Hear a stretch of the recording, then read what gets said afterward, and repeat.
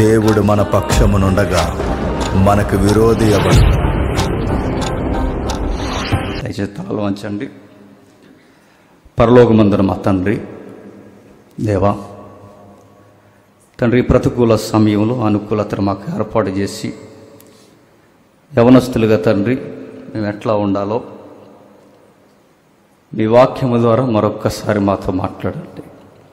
సంఘానికి కానీ కుటుంబానికి కానీ మరి ముఖ్యంగా తండ్రి మీకు కానీ కలంకాన్ని తెచ్చే పిల్లలుగా మేము మిగిలిపోక తండ్రి మమ్మల్ని మేము భద్రం చేసుకొని తండ్రి మిగిలిన వారికి దీవెనకరంగా మేము ఉండడానికి మీ కృపగల వాక్యము చేత తండ్రి మాలో ఉన్న చీకటినంతటిని తండ్రి మీరు వెలుపులో గెంటి వేసి మీ వాక్యము చేత మమ్మల్ని వెలిగిస్తారని అర్థిస్తూ నిలబడిన మేము తండ్రి జ్ఞాన ప్రదర్శన మేము చేయక మమ్మల్ని మేము మరుగు చేసుకొని వచ్చిన మీ పిల్లల యొక్క తండ్రి సమయాన్ని మేము దొంగిలించక తండ్రి మా ఆత్మీయ జీవితాలకి కుటుంబాలకి మా వ్యక్తిగత జీవితంలో ఉన్న ప్రతి బలహీనతను తండ్రి ఎలా సరి చేసుకోవాలో మీ వాక్యము చేత తండ్రి మమ్మల్ని నడిపిస్తారని కోరుతూ మరి ముఖ్యంగా తండ్రి ఎట్టి పరిస్థితుల్లోనూ తండ్రి ఈ సంఘంలో ఉన్న యవనస్తులు కానీ తండ్రి వచ్చిన యవనస్తులు కానీ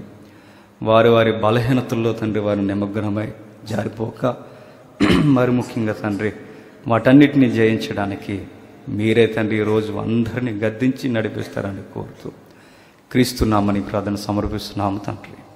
ఆమేన్. జాగ్రత్తగా వినండి, చాలా ప్రాముఖ్యమైన సంగతులు ఉన్నాయి. ఈ ప్రత్యేకమైన యవనస్తుల కూడికలో సమాజంలో జరుగుతున్నవే సంఘంలో కూడా జరుగుతున్నాయి. అది స్థానిక సంఘాలు అవ్వచ్చు, సార్వత్రిక సంఘంలో ఏ మూలకు పోయినా వినబడుతున్న ఈ పోకడలు భరించలేనివి.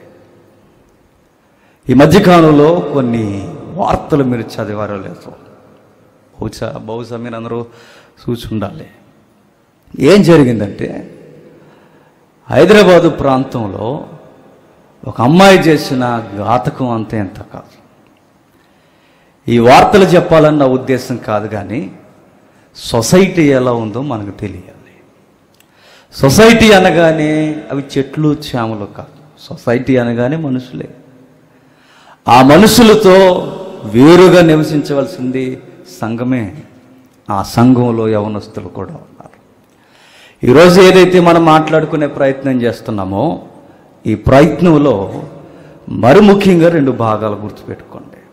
1 యవనస్తులకు సంబంధించింది, 2 కుటుంబ వ్యవస్థకు సంబంధించింది, 3 దాంపత్య జీవితంలో ఎలాంటి అన్యాయం జరగకూడదో అని మనం హెచ్చరించుకునే వాక్యాలు. ఎందుకంటే జరిగిన వార్తా సమ్మేళనం ఒకదాన్ని మించి ఒకటి. హైదరాబాద్లో జరిగిన ఆ అమ్మాయి చేసిన, కీర్తిరెడ్డి చేసిన ఘనకార్యం అంతా ఎంత కాదు. ఎవరో అబ్బాయితో ఆమె సహజీవనం చేయడం, గర్భం దాల్చడం, ఆ గర్భాన్ని దాల్చిన తర్వాత దాన్ని ఎలా తొలగించుకోవాలో విశ్వ ప్రయత్నాలలో ఇక వారి చేతులు దాటిపోయిన తర్వాత ఎవడో ఒక అబ్బాయిని సంప్రదించడం, వాడు తీసుకెళ్ళి మరొక ప్రయత్నం చేసి ఆ గర్భాన్ని తొలగించడం. ఆ తర్వాత ఏమైంది అంటే ఈ విషయం అందరికీ చెబుతానని వాడు బెదిరించడం, వాడు చేసిన అన్యాయం సరిపోదని వీడు కూడా అన్యాయం చేయడానికి గురవుతే ఈ అమ్మాయి వాడితో అక్రమ సంబంధం పెట్టుకోవడం. ఇది కేస్ స్టడీ. అలా అక్రమ సంబంధం పెట్టుకున్న తర్వాత వాళ్ళ మమ్మీ గద్దించింది, ఇదిగో అమ్మా, మీ తండ్రి గౌరవప్రదమైన వ్యక్తి, సమాజంలో ఆయనకంటూ గౌరవం ఉంది, మనకు కూడా గౌరవం ఉంది కుటుంబానికి, ఇలా అబ్బాయిలతో మాట్లాడడం మంచిది కాదు అని చెప్పింది. వాళ్ళ మమ్మీ ఏదైనా పని చేసుకుని మరలా ఇంటికి వచ్చే సమయానికి ఏం జరిగిందయ్యా అంటే వాడితో చాలా క్లోజ్గా మూవ్ అవుతూ వాళ్ళ మమ్మీకి కనిపించింది. బాగా వినండి సిస్టర్స్ అందరూ, కావాలని తప్పులు మనం చేయకపోవచ్చు, కానీ ఆ అలవాట్లు తప్పులు వైపుకు తీసుకెళ్ళిపోతాయి. ఎప్పుడైనా గుర్తుపెట్టుకోండి, స్త్రీ పురుషుల యొక్క స్నేహాలు అంత మంచివి కావు. సమాజంలో మగవాళ్ళందరూ చచ్చిపోలేదు కదా ఆడవాళ్ళతో స్నేహం చేయడానికి, ఆడవారందరూ చచ్చిపోలేదు మగవారితో స్నేహం చేయడానికి. ఎవరి స్నేహాలు వారికి ఉండడం మంచిది. గుర్తుపెట్టుకోండి, ఈ అమ్మాయి చేసిన తప్పు ఏంటంటే వాళ్ళ మమ్మీ గద్దింపులు తనకి చాలా కోపాన్ని తీసుకొచ్చాయి. ఎలా చంపేసింది అయ్యా అంటే, ఎలా చంపేయడం ఏంటి, ఏదో ఎటకరం ఆడుతున్నట్టుగా వాళ్ళ మమ్మీ మెడకి సున్ని వేసి నేను చంపేస్తా అందట. కూతురే కదా ఎటకారం ఆడుతుంది అనుకుంటుంది, కానీ ఏ తేలినా దీని గుండెల్లో ఇలాంటి కసి ఉందన్న సంగతి ఏ తల్లి ఎక్స్పెక్ట్ చేయగలదు చెప్పండి. అలా మాట్లాడుతూ సున్ని పెట్టి లాగేసిందట. అటు నుంచి వెంటనే, అంటే పక్క ప్లానింగ్ అన్నమాట, అటు నుండి వాడు వచ్చి ఆ సున్ని చివరి వాడు పట్టుకుని వాడు లాగేశాడు, ఈ చివరి ఈవిడు పట్టుకుని ఈవిడు లాగేసింది. అన్నీ ఉన్నాయి, కానీ విలువలు లేక తల్లిని చంపేశారు. ఎంత దారుణం అంటే 3 వారాల 3 రోజులు అనుకుంటా, 3 రోజులు పక్కన పెట్టి తల్లి చచ్చిపోయిందన్న బాధ లేదు, కానీ అమ్మాయికి కామ వికారమైన కార్యాలు ఆ అబ్బాయితో శవం ముందే చేసిందట. అయ్యో అనకండి, అందరం అంతే. ఇది చెప్పడానికే ఈరోజు నేను ముందుకు రావడానికి కారణం. ఒక్కటా రెండా కాదు. మరొక న్యూస్ ఏంటంటే, ఆస్ట్రేలియాలో స్థిరపడిన కుటుంబం తన యజమాని గొప్ప వ్యాపారం చేశాడు. ఇండియా నుండి నూనె వ్యాపారం చేయడం మొదలుపెట్టాడు. ఏ పోయే కాలం వచ్చిందో తెలియదు, కానీ డబ్బులు ఎక్కువైపోయో తినది ఎక్కువైపోయిందో తెలియదు. ఆ అమ్మాయి మరొకటితో అక్రమ సంబంధం పెట్టుకొని వాడితో కలిపి తనను చంపి ముక్కలుగా కట్ చేసి ఆ మాంసాన్ని బకెట్లో పెట్టేసింది. ఇలాంటివన్నీ ఎందుకు వినగలుగుతున్నామయ్యా అంటే, గుర్తుపెట్టుకోండి, ఉండాల్సింది మదిలో లేకుండా పోతే సమాజంలో ఇలాంటివే వినాల్సి వస్తుంది. ఎందుకు ఇలాంటివి జరుగుతున్నాయి? సంఘాల్లో కూడా అక్కడక్కడ వినబడుతున్నాయి, సేవకుల మధ్య కూడా అలాంటి కార్యాలు వినబడుతున్నాయి. ఎందుకు ఇట్లా జరుగుతున్నాయి అంటే, ప్రభువైన యేసుక్రీస్తు వారు 2000 సంవత్సరాల క్రితం తన బోధనలో ఒక మాటను ఉటంకించాడు. ఆయన ఆ మాటతోనే మన దర్యాప్తు ప్రారంభిద్దాం. చూద్దాం ఒకసారి, అందరూ బైబిల్ తీయండి. మత్తయి సువార్త 5వ అధ్యాయం, మత్తయి సువార్త 5వ అధ్యాయం 27, 28 వచనాలు. వ్యభిచారము చేయవద్దని చెప్పబడిన మాట మీరు విన్నారు కదా. నేను మీతో చెప్పినదేమనగా, ఒక స్త్రీని మోహపు చూపుతో చూసే ప్రతివాడు అప్పుడే తన హృదయమందు ఆమెతో వ్యభిచారము చేసిన వాడగును. బాగా వినండి, తెలిసిన మాటలే.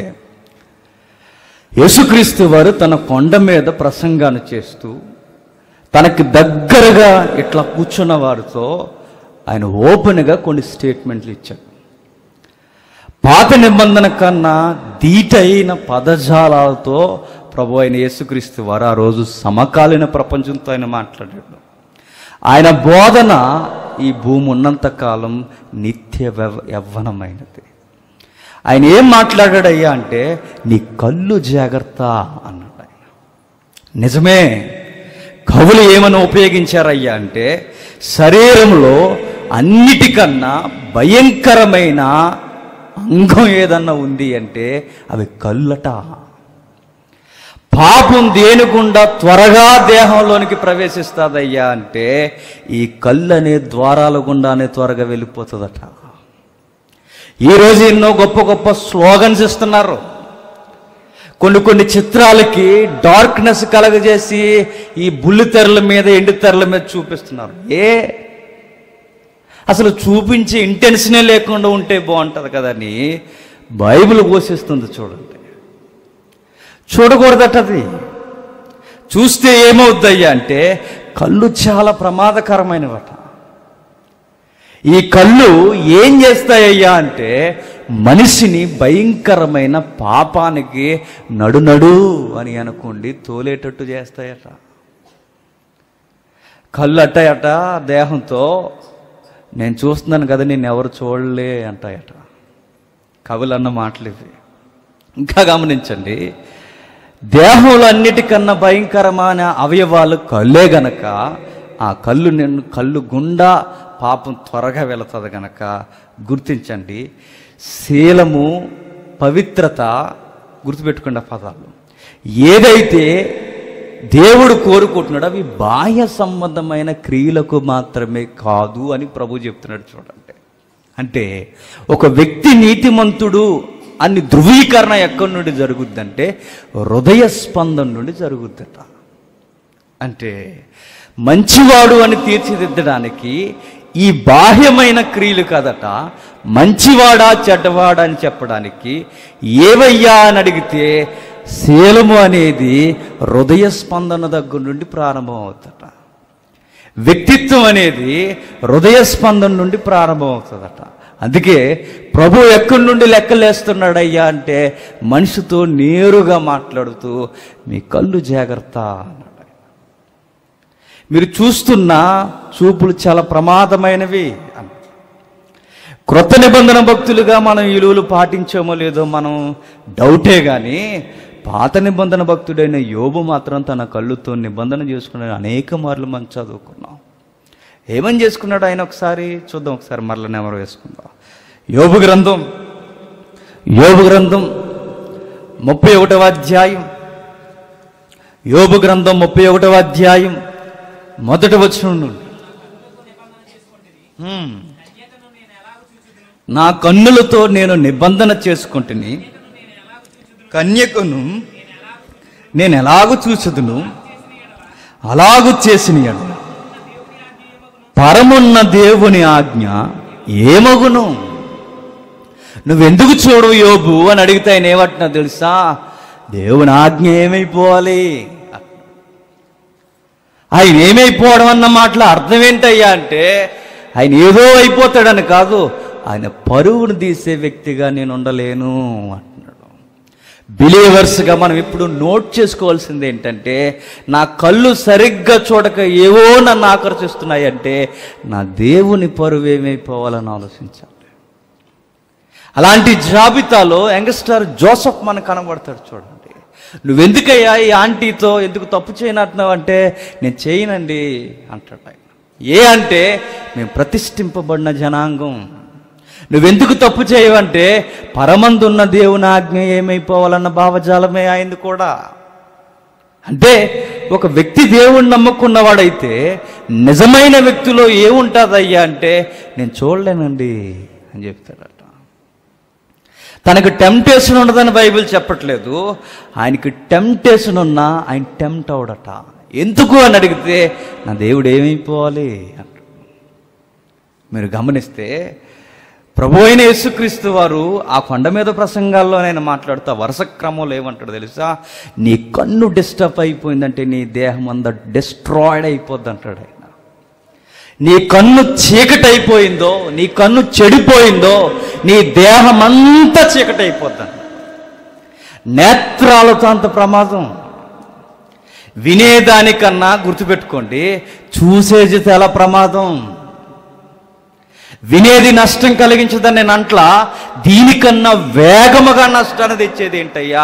నువ్వేం చూస్తున్నావో జాగ్రత్త, నీ మొబైల్తో జాగ్రత్త, నువ్వు బయటకు పోయి అడుగులేస్తున్నప్పుడు జాగ్రత్త, నువ్వు కాలేజీకి పోతున్నప్పుడు జాగ్రత్త, నీ చుట్టూ సహోదరిమణుల్లో కొంతమంది బిలీవర్స్ తిరుగుతున్నప్పుడు నీ కళ్ళుతో జాగ్రత్త. నీకు ప్రమాదకరమైన వారు ఎక్కడో ఉన్నాడని ఊహించుకోకండి. నీకు శత్రువులు ఎక్కడున్నారయ్యా అంటే నీ ముందే తిరుగుతున్నారట, నీలోనే ఉన్నారట. వాళ్ళు ఎవరయ్యా అంటే ఆ రెండు కళ్ళే. మీరు గమనిస్తే మనకు తెలిసిన సుపరిచితమైన వ్యక్తి యొక్క జీవన శైలిని ఈరోజు స్టడీ చేద్దాం. తెలిసిన సందర్భాల్లోనే ఆయన దేవుని ఎదుట ఎంత ప్రధానమైన ముద్దాయిగా నిలబడిపోవడమే కాదు, ఆయన చేసిన కళ్ళు ద్వారా చేసిన తప్పు దేవుని పరువును కూడా తీసిపడేశాడు. బాగా వినాలి. బంధాలు ఎందుకు రోజు రోజుకి ఇలా దిగజారిపోతున్నాయంటే ప్రభు ఆ రోజు నుంచి హెచ్చరిస్తున్నాడు, మీ కళ్ళు జాగ్రత్త అని. మరి ఎట్లా అండి నా కళ్ళుని నేను సరి చేసుకునేదంటే ఆ కళ్ళుని లోకంలోకి విడిచిపెట్టగా ఆయన ధర్మశాస్త్రాన్ని చదవాలట. ఎప్పుడైతే ఈ ద్వారాల గుండా ఆయన వాక్యం నా మదిలోనికి పోతుందో నా హృదయ స్పందన బాగుంటుంది. ఏమనుకోవాలో తెలియదు, మరి ఏం చేశాడో మనకు తెలియదు. ఆ రోజు బైబిల్ చదవడం మానేశాడో, 3 పూట్ల ప్రార్థన చేసి ఆ మహానుభావుడు ఆ మధ్యాహ్నం వేళ ప్రార్థన ఎందుకు మానేశాడో మనకు తెలియదు. అలవాటైపోయిన పనే కదా అని పర్లేదులే అనుకున్నాడో మనకు తెలియదు, కానీ కొంచెం సౌండ్ తగ్గిస్తాం. పర్వాలేదనుకున్నాడేమో మనకు తెలియదు, కానీ ఆయన చేసిన మిస్టేక్ ఏంటో తెలుసా? కల్లే కదా నావే కదా అనుకున్నాడు. ఎవరైనా కింగ్ డేవిడ్. కింగ్ అని మనం చాలా గొప్ప పదజాలాలు వాడుకుంటాం పెద్ద ఆయన గురించి. ఆయన తక్కువ చేయడం నా ఉద్దేశం కాదు, కానీ లేఖనాల యొక్క నిజాయితీని రోజు మనం తెలుసుకోవాలి. కింగే అయినా కానీ లేఖనం మరొక సైడ్ చూపిస్తుంది, ఆ కింగ్లో క్రిమినల్ మైండ్ వచ్చింది అని.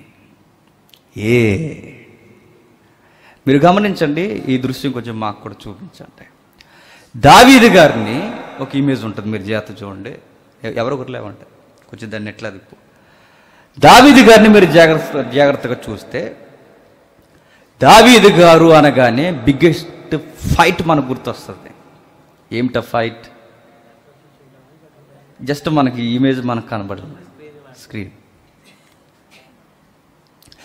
దావీదు గారు అనగానే పెద్ద ఫైట్ సీన్ ఏంటి మనకు చెప్పండి. ఓకే, మీరు జాగ్రత్తగా చూడగలిగితే ఒక నిమిషం సరిపోతుంది. దావీదు గొలియాతును కొట్టాడని మనకు తెలుసు. గమనించాల్సింది ఏంటంటే, గొలియాతుని దావీదు కొడితే దావీదును కొట్టింది ఒకటి ఉంది. ఆ కనబడే నీడ మీరు గమనించండి, కాము. అది దావీదు కన్నా ఎత్తైనది. అది దావీదు కన్నా ఎత్తైనదే కాదు, దావీదు ఎదుట నిలబడిన గొలియాతు కన్నా భయంకరమైనది. కనబడుతున్న బాహ్య సంబంధమైన శత్రువుని రాళ్ళు చేత పడగొట్టొచ్చేమో కానీ, కనబడుతున్న మోయాబీల్ని అమోనీయుల్ని 10,000 తలకాయలు లేపేచ్చేమో కానీ, గుర్తుపెట్టుకోండి, తన శత్రువు ఎదుటున్నాడు అనుకున్నాడు, తన శత్రువు లోనే ఉన్నాడు అన్న సంగతి మీరు గమనించండి. ఏమైందయ్యా అంటే గుర్తించండి, అలవాటు పడిన మనిషి మంచి పనిని అలవాటు చేస్తున్నప్పుడు ఆ మంచి పనిని ఏ రోజన్నా మీరు పక్కన పెట్టారో మీరు గుర్తుపెట్టుకోండి, ఆ రోజే నాంది పలకడం ప్రారంభమవుద్ది పాపానికి. నిజమే. ఏం జరిగిందయ్యా అంటే, దావీదు గారి యొక్క జీవన శైలి మనం గమనిస్తే ఆయనలో గొప్ప భావజాలాలు ఉన్నాయి. యోనాతాను చనిపోయినా తన కుమారుడిని మాత్రం ఆ విలువలు మర్చిపోకుండా ప్రేమిస్తాడు. మరొక విషయం ఏంటంటే, తన సైనికులను, తన రాయబారులను ఎవరో అవమానించాడంటే, రాజు ఎవడో అవమానించాడు, అవమానానికి గురి చేశాడంటే, యుద్ధంలో వీరుడు ధీరుడుగా కనబడతాడు వాళ్ళని కాపాడటానికి. మరొక మాట ఏంటయ్యా అంటే, ధర్మశాస్త్రాన్ని చదవడంలో ఎలాంటి దిట్ట కలిగిన వాడో మనకు కనబడతాడు. మరొకటి ఏంటంటే గుర్తించవలసింది, ఆ 11-12 అధ్యాయాలు మనం చదువుతున్నప్పుడు ఒక క్రిమినల్ మైండ్తో కనబడతాడు. ఏమైంది ఆయనకి? అలాంటి గొప్ప వ్యక్తిని ఏం జరిగిందయ్యా అంటే, ఏం జరిగింది కాదు, అలాంటి ఆయన్ని ఎవరు డిస్టర్బ్ చేశారయ్యా అంటే, ఎవరో డిస్టర్బ్ చేయడం కాదు. అలాంటి వ్యక్తి ఎందుకు అలాంటి దిగజారుడి జీవితానికి వచ్చాడయ్యా అంటే, ఎవరో ఏదో బలత్కారం చేశారని కాదు, ఆయన కళ్ళే ఆయన్ని పాడు చేసి పడేశాయి. ఆయనలో ఉన్న కామ దుద్ర ఏదైతే ఉందో అదే ఆయన జీవితాన్ని దిగజార్చేసింది. బాగా వినండి, కోరికలు రావడం తప్పు కాదు, గుర్తుపెట్టుకోండి. ఆ కోరికలను క్రమం ప్రకారం ఉంచకపోతే తప్పు. కోరికలను నియంత్రించుకోలేకపోతే బైబిల్ మరొక సజెషన్ కూడా ఇచ్చింది, వివాహం చేసుకోండి. ఒకవేళ వివాహమైన వ్యక్తులైతే మీ కోరికలను మీ ఎవరైతే ఉన్నారో మీ సహచరితో ద్వారా మాత్రమే మీ కోరిక నెరవేరాలి.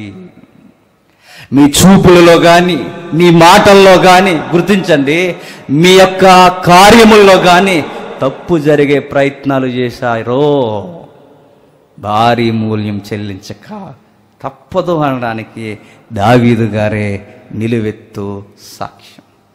చూద్దాం, స్టడీ చేద్దాం. 2వ సమూయేలు గ్రంథం. తెలిసిన సందర్భాలే ఒక నూతనమైన పదజాలంతో ఈ పదాలు నేర్చుకుని ఈ సందర్భాన్ని మన గుండెల్లో దాచుకోవడం చాలా అవసరం.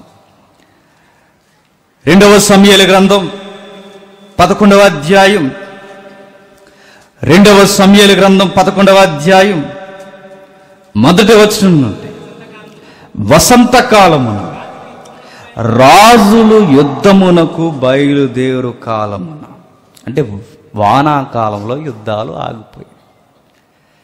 ఏదో మనకు నేర్పిస్తుందో చూడండి.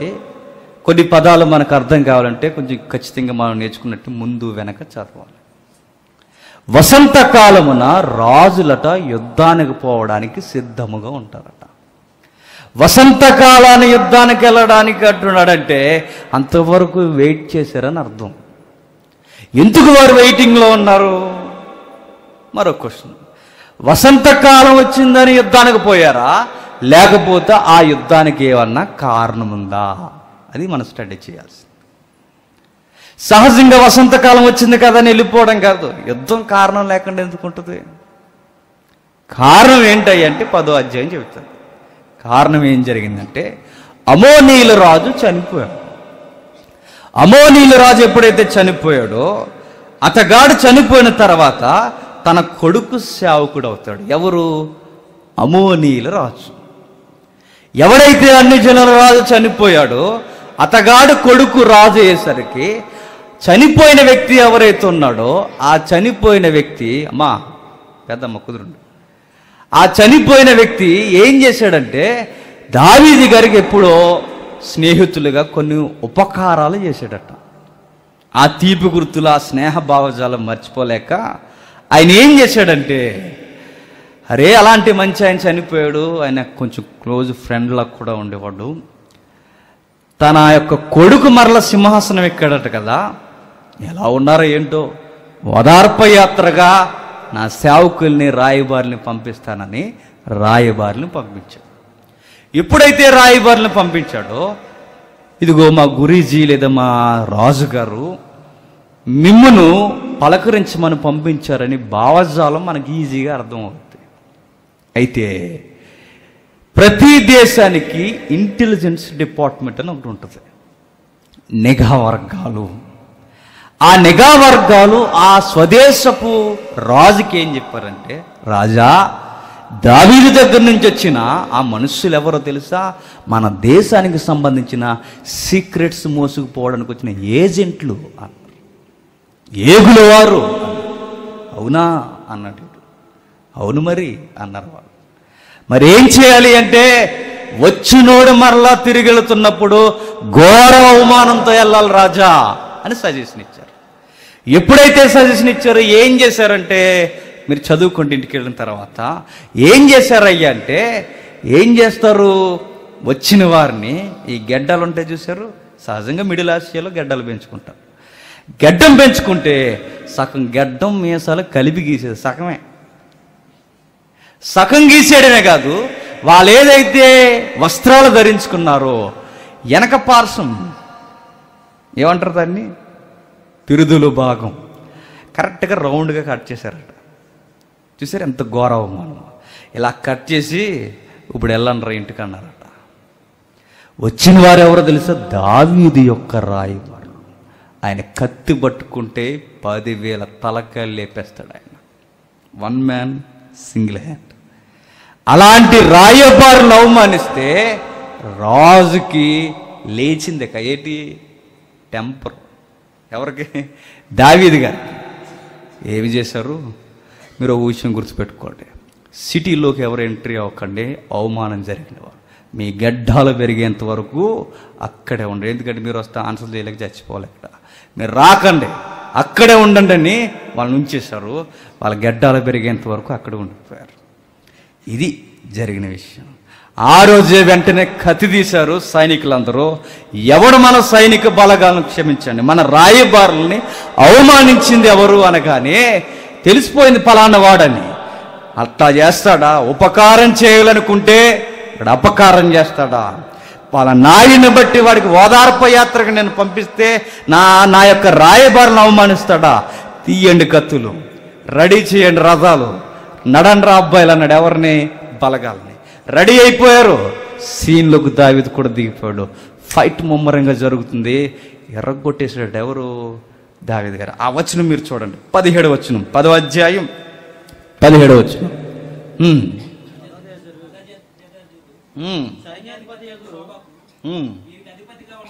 వీరికి అధిపతిగా ఉండెను దావీదునకు. ఈ వార్త వినబడినప్పుడు అతడు ఇశ్రాయేలునందరినీ సమకూర్చి యోర్దాను నది దాటి ఏలామునకు వచ్చెను.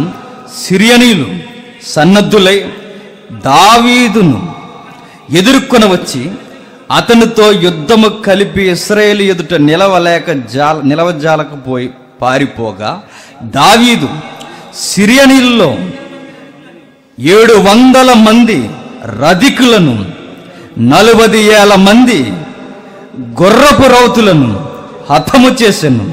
మరియు వారి సైన్యాధిపతి శోబాకు దావీదు చేతిలో ఓడిపోయి అచ్చటనే చచ్చెను. చూసారా, గొడవ ఎలా స్టార్ట్ అయిందయ్యా అంటే అవమానంతో స్టార్ట్ అయింది. ఇలా పోరు మొదలైంది. ఎప్పుడైతే ఈ పోరు మొదలైందో స్టార్టింగ్ నుంచి జరుగుతున్నప్పుడు సడన్గా వానాకాలం వచ్చింది. వానాకాలం వచ్చేసరికి వర్షాకాలంలో యుద్ధం చేయడం అంత మంచి వాతావరణం కాదు. ఎందుకంటే ఇలాగెళ్తే అలాగెళ్తారు కాబట్టి. నేల బాగోదు కనుక, విధానం బాగోదు కనుక రాజులకి ఆ రోజు కొన్ని రూల్స్ ఏంటంటే వర్షాకాలంలో రాత్రులు యుద్ధాలు చేయకూడదు. అప్పుడు ఏం చేశారంటే వర్షాకాలంలో తాత్కాలిక విరామం తీసుకున్నారన్నమాట. అయిపోయింది వానాకాలం. ఎప్పుడైతే వర్షాకాలం అయిపోయిందో తర్వాత వచ్చేదేంటి? వసంతకాలం. ఆ వసంతకాలం ఇప్పుడు మళ్ళీ రెడీ అయిపోయారట. ఏ పట్టణాన్ని కొట్టడానికి అయ్యా అంటే అమోనీల పట్టణం రబ్బా. దాన్ని ముట్టడి చేశారట. గుర్తించండి, ముందు సీన్లో ఆయనే ఉన్నాడు. ఆయనే సెంటర్ ఆఫ్ అట్రాక్షన్గా ఉండి అనేక మందికి ధైర్యాన్ని ఇచ్చేలా ఉన్నాడు. నిజమే, అలాంటి వీరుడు సూర్యుడు మందిలో లేదా బలగంలో ఉంటే ఆయన చాలు, ఆయన చూసే చాలా మందిని కొట్టేయచ్చు. మనోడు ఉన్నాడు అనేసి, అంతే కదా.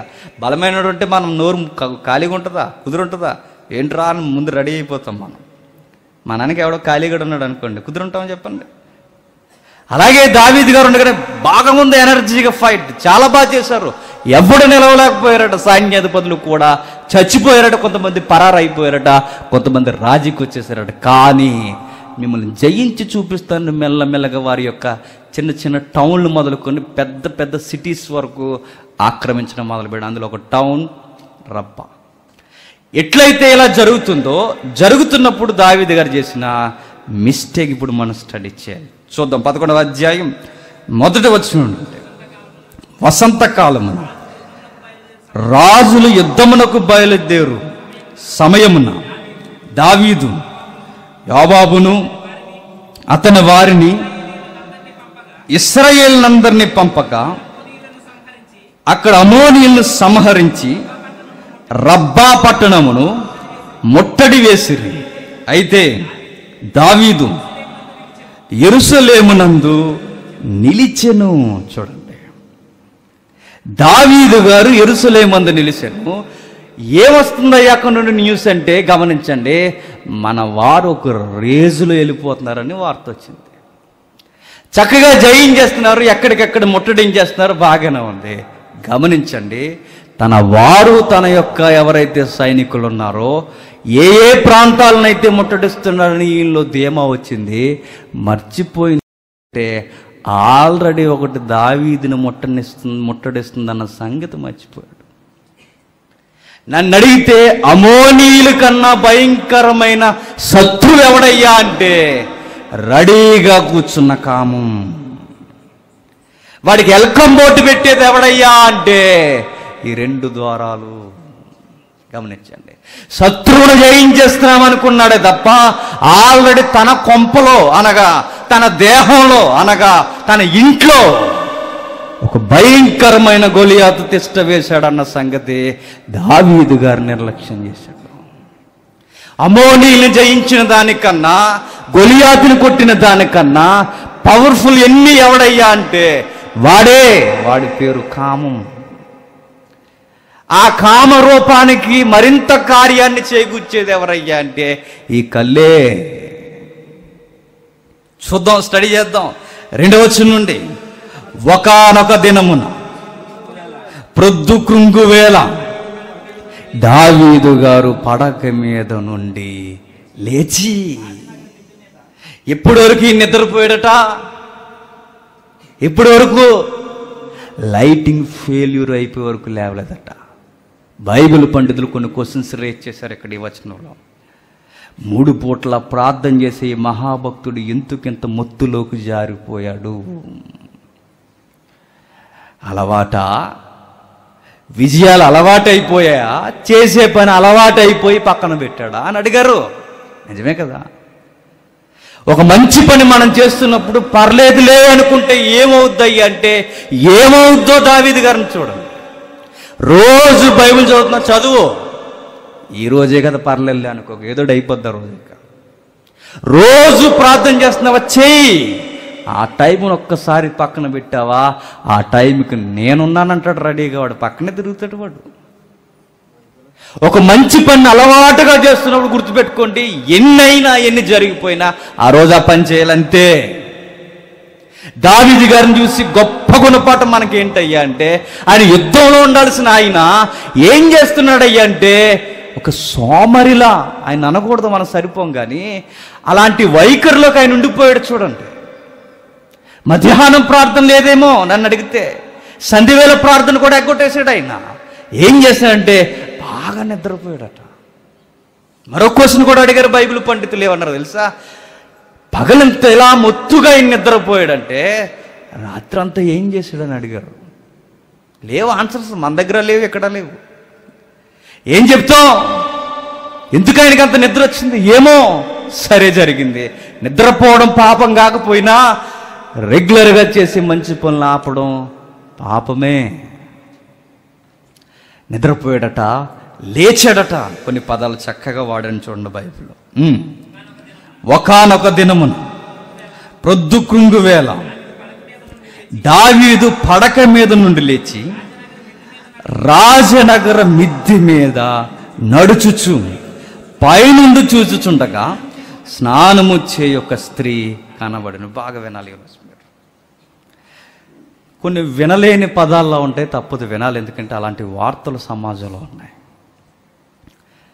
కొన్ని సందర్భాలు మనం ధ్యానించాల్సిన అవసరం ఎందుకు వస్తుంది? మరి ముఖ్యంగా ఈ యవనస్తుల సదస్సులు అంటే, ఇవి మాట్లాడుకోవడం ఏదో పెద్ద పాపం అనుకున్నారు కనుకే సాపు కింద నీరులా జరిగిపోతున్నాయి కార్యాలు. బైబిల్లో ఉన్న గొప్పతనం ఏంటంటే, ఎంత వీరుడిగా దావీదు గారిని పరిచయం చేసిందో అంత బలహీనుడుగా ఏ పరిస్థితుల్లో ఉన్నాడు కూడా బైబిల్ పరిచయం చేసింది. అంటే లేఖనాలకు ఎంత నిజాయితీ ఉందో అక్కడ కనబడుతుంది. చూడండి, దాయలేదట. బైబిల్ దేవుడు ఎంత గొప్పవాడంటే, నువ్వు మంచి చేసినప్పుడు ఎంత ముద్దాడుతాడో, నువ్వు తప్పు చేసినప్పుడు కూడా అని మొట్టికాయలు కూడా వేస్తాడని బైబిల్ చెప్తుంది. ఖచ్చితంగా తగులుతాయి. దావీదు గారిని చూస్తే మీరు గమనించండి, యుద్ధం ఎందుకు స్టార్ట్ అయింది? ఆ పాయింట్ మర్చిపోకండి. ఎందుకు స్టార్ట్ అయింది? ఆ ఏరియాలో ప్రారంభం యుద్ధ వాతావరణం స్టార్ట్ అవడానికి కారణం ఏంటి? పరువు, అంతేనా? పరువు హత్యలు. ఎందుకు ఆ యుద్ధంలో ఇలాంటి పోరు జరుగుతుందంటే కారణం ఒకటే, నా రాయబారులు పరువు తీసేశారు. పరువు కొరకు యుద్ధం ప్రారంభమైంది. గమనించండి, ఆ పరువు పోయినా పర్లేదు, కానీ అసలైన పరువు పోగొడుతున్నాడు ఎవరు? దావీదు గారు. బాహ్య సంబంధమైన పరువుని తట్టుకోలేకపోయాడు, కానీ దేవుని పరువును తీసేస్తానన్న సంగతి దావీదు గారు మర్చిపోతున్నారు. చూడండి, ఎందుకు మర్చిపోతున్నాడయ్యా అంటే, మొదటి నుంచి చెప్పేదే, ఈ కళ్ళు చూసాయట. పరువు కొరకు పెద్దపీట వేయడమే కాదు, ప్రాణాలను కూడా ముందు పెట్టి ఫైట్ చేస్తున్న దావీదు గారు దేవుని పరువు తీసేస్తున్నాను ఎందుకు మర్చిపోతున్నాడు? నిజముగానే దావీదు గారు గురించి నాతాను మాట్లాడుతూ ఏమని వాపోతాడో చూడండి. 12వ అధ్యాయం 14వ వచనం. 12వ అధ్యాయం 14వ వచనం.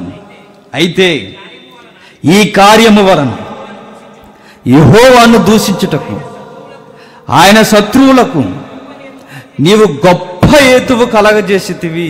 చూసారా, ఆయన శత్రువులట యెహోవాని దూషించడానికి నువ్వు పెద్ద కారణం ఇచ్చేసావు దావీదు. అందుకే చూడండి, ఇప్పటికీ ఇన్ని వేల సంవత్సరాలు అయిపోయినా దావీదుని దేవుడే ఎంకరేజ్ చేశాడని ఇప్పటికీ నోర్లు అరవట్లా. ఇప్పటికీ దావీదు గారిని చూపిస్తూ బైబిల్ దేవుడు ఏం గొప్ప దేవుడయ్యా అని ఇప్పటికీ ఎద్దేవ చేయట్లా.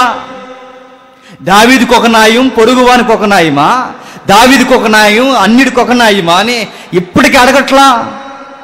మీరు గుర్తుపెట్టుకోవాల్సింది ఏంటంటే, మనం చేసే తప్పులు మనతోనే పోవట. మన ఇంటి పరువు తీసేయడమే కాదు, నన్ను నమ్ముకున్నవారి పరువు తీసేయడమే కాదు, నేను నమ్ముకున్న దేవుని పరువు కూడా తీసి పడేస్తాయి. నిన్ను బట్టి ఎవరిని తిడతారయ్యా అంటే నీ మూలాన్న తిడతారట.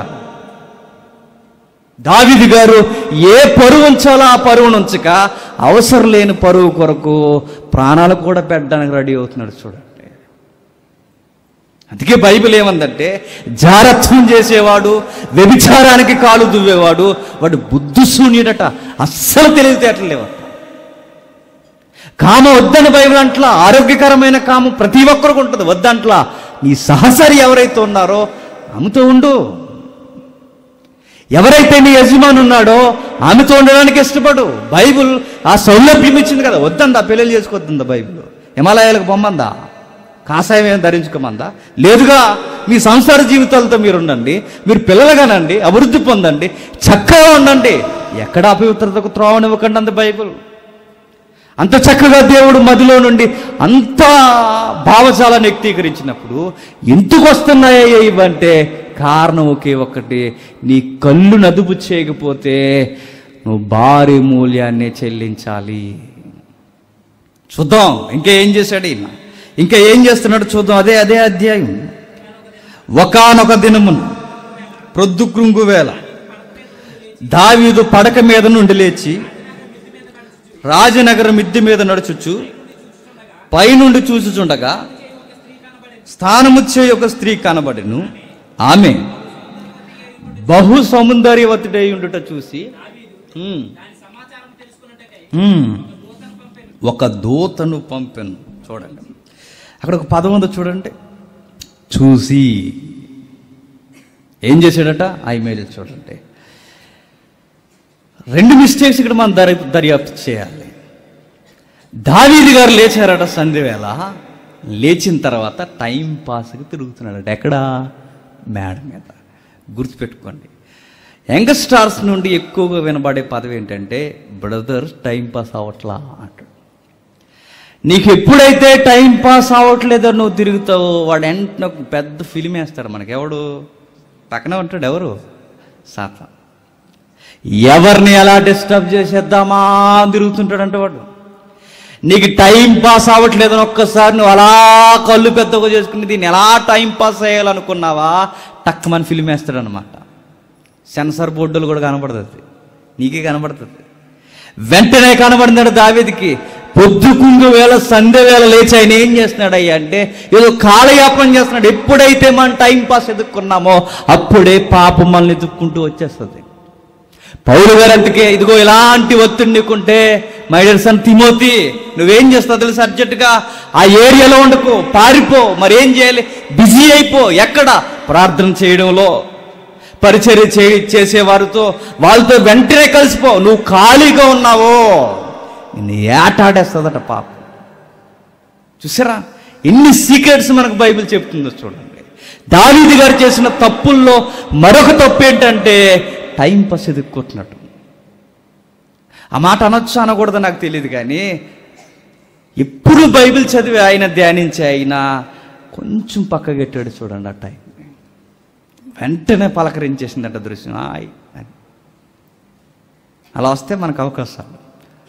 నేను అనుకుంటాను చూశాడు ఇదే సీన్లో గుర్తుపెట్టుకోండి, ఇదే జోన్లోనికి, ఇదే సింహాసనం మీదకి సాత్వికుడైన యోబు గారిని తీసుకొస్తే ఆయన ఏమంటాడో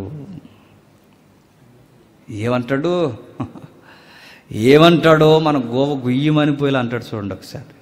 చూడండి ఒకసారి యోబు గ్రంథం 31వ అధ్యాయం, యోబు గ్రంథం 31వ అధ్యాయం 4వ వచనం నుండి, ఆయన నా ప్రవర్తన దేవుడు ఎరుగును కదా, నా అడుగు జాడలన్నిటినీ లెక్కించును కదా, అబద్ధికుడినై నేను తిరుగురాడిన ఎడల, మోసము చేయుటకై నా కాలు త్వరపడిన ఎడల, నేను యథార్థుడనై ఉన్నానని దేవుడు తెలుసుకున్నట్లు తన న్యాయమైన త్రాసులో నన్ను తోసునుగాక అంటున్నాడు. చూడండి, నేను ఎక్కడ నడుస్తున్నానో, నేను ఎక్కడెక్కడ అడుగులు వేస్తున్నానో, నా మైండ్ ఏ టైం పాస్ కొరకు ఎదుగుతుందో వీటన్నిటిని కొలిచేవాడు ఒకడు ఉన్నాడని ఆయనకి తెలుసట. ఎవరికి?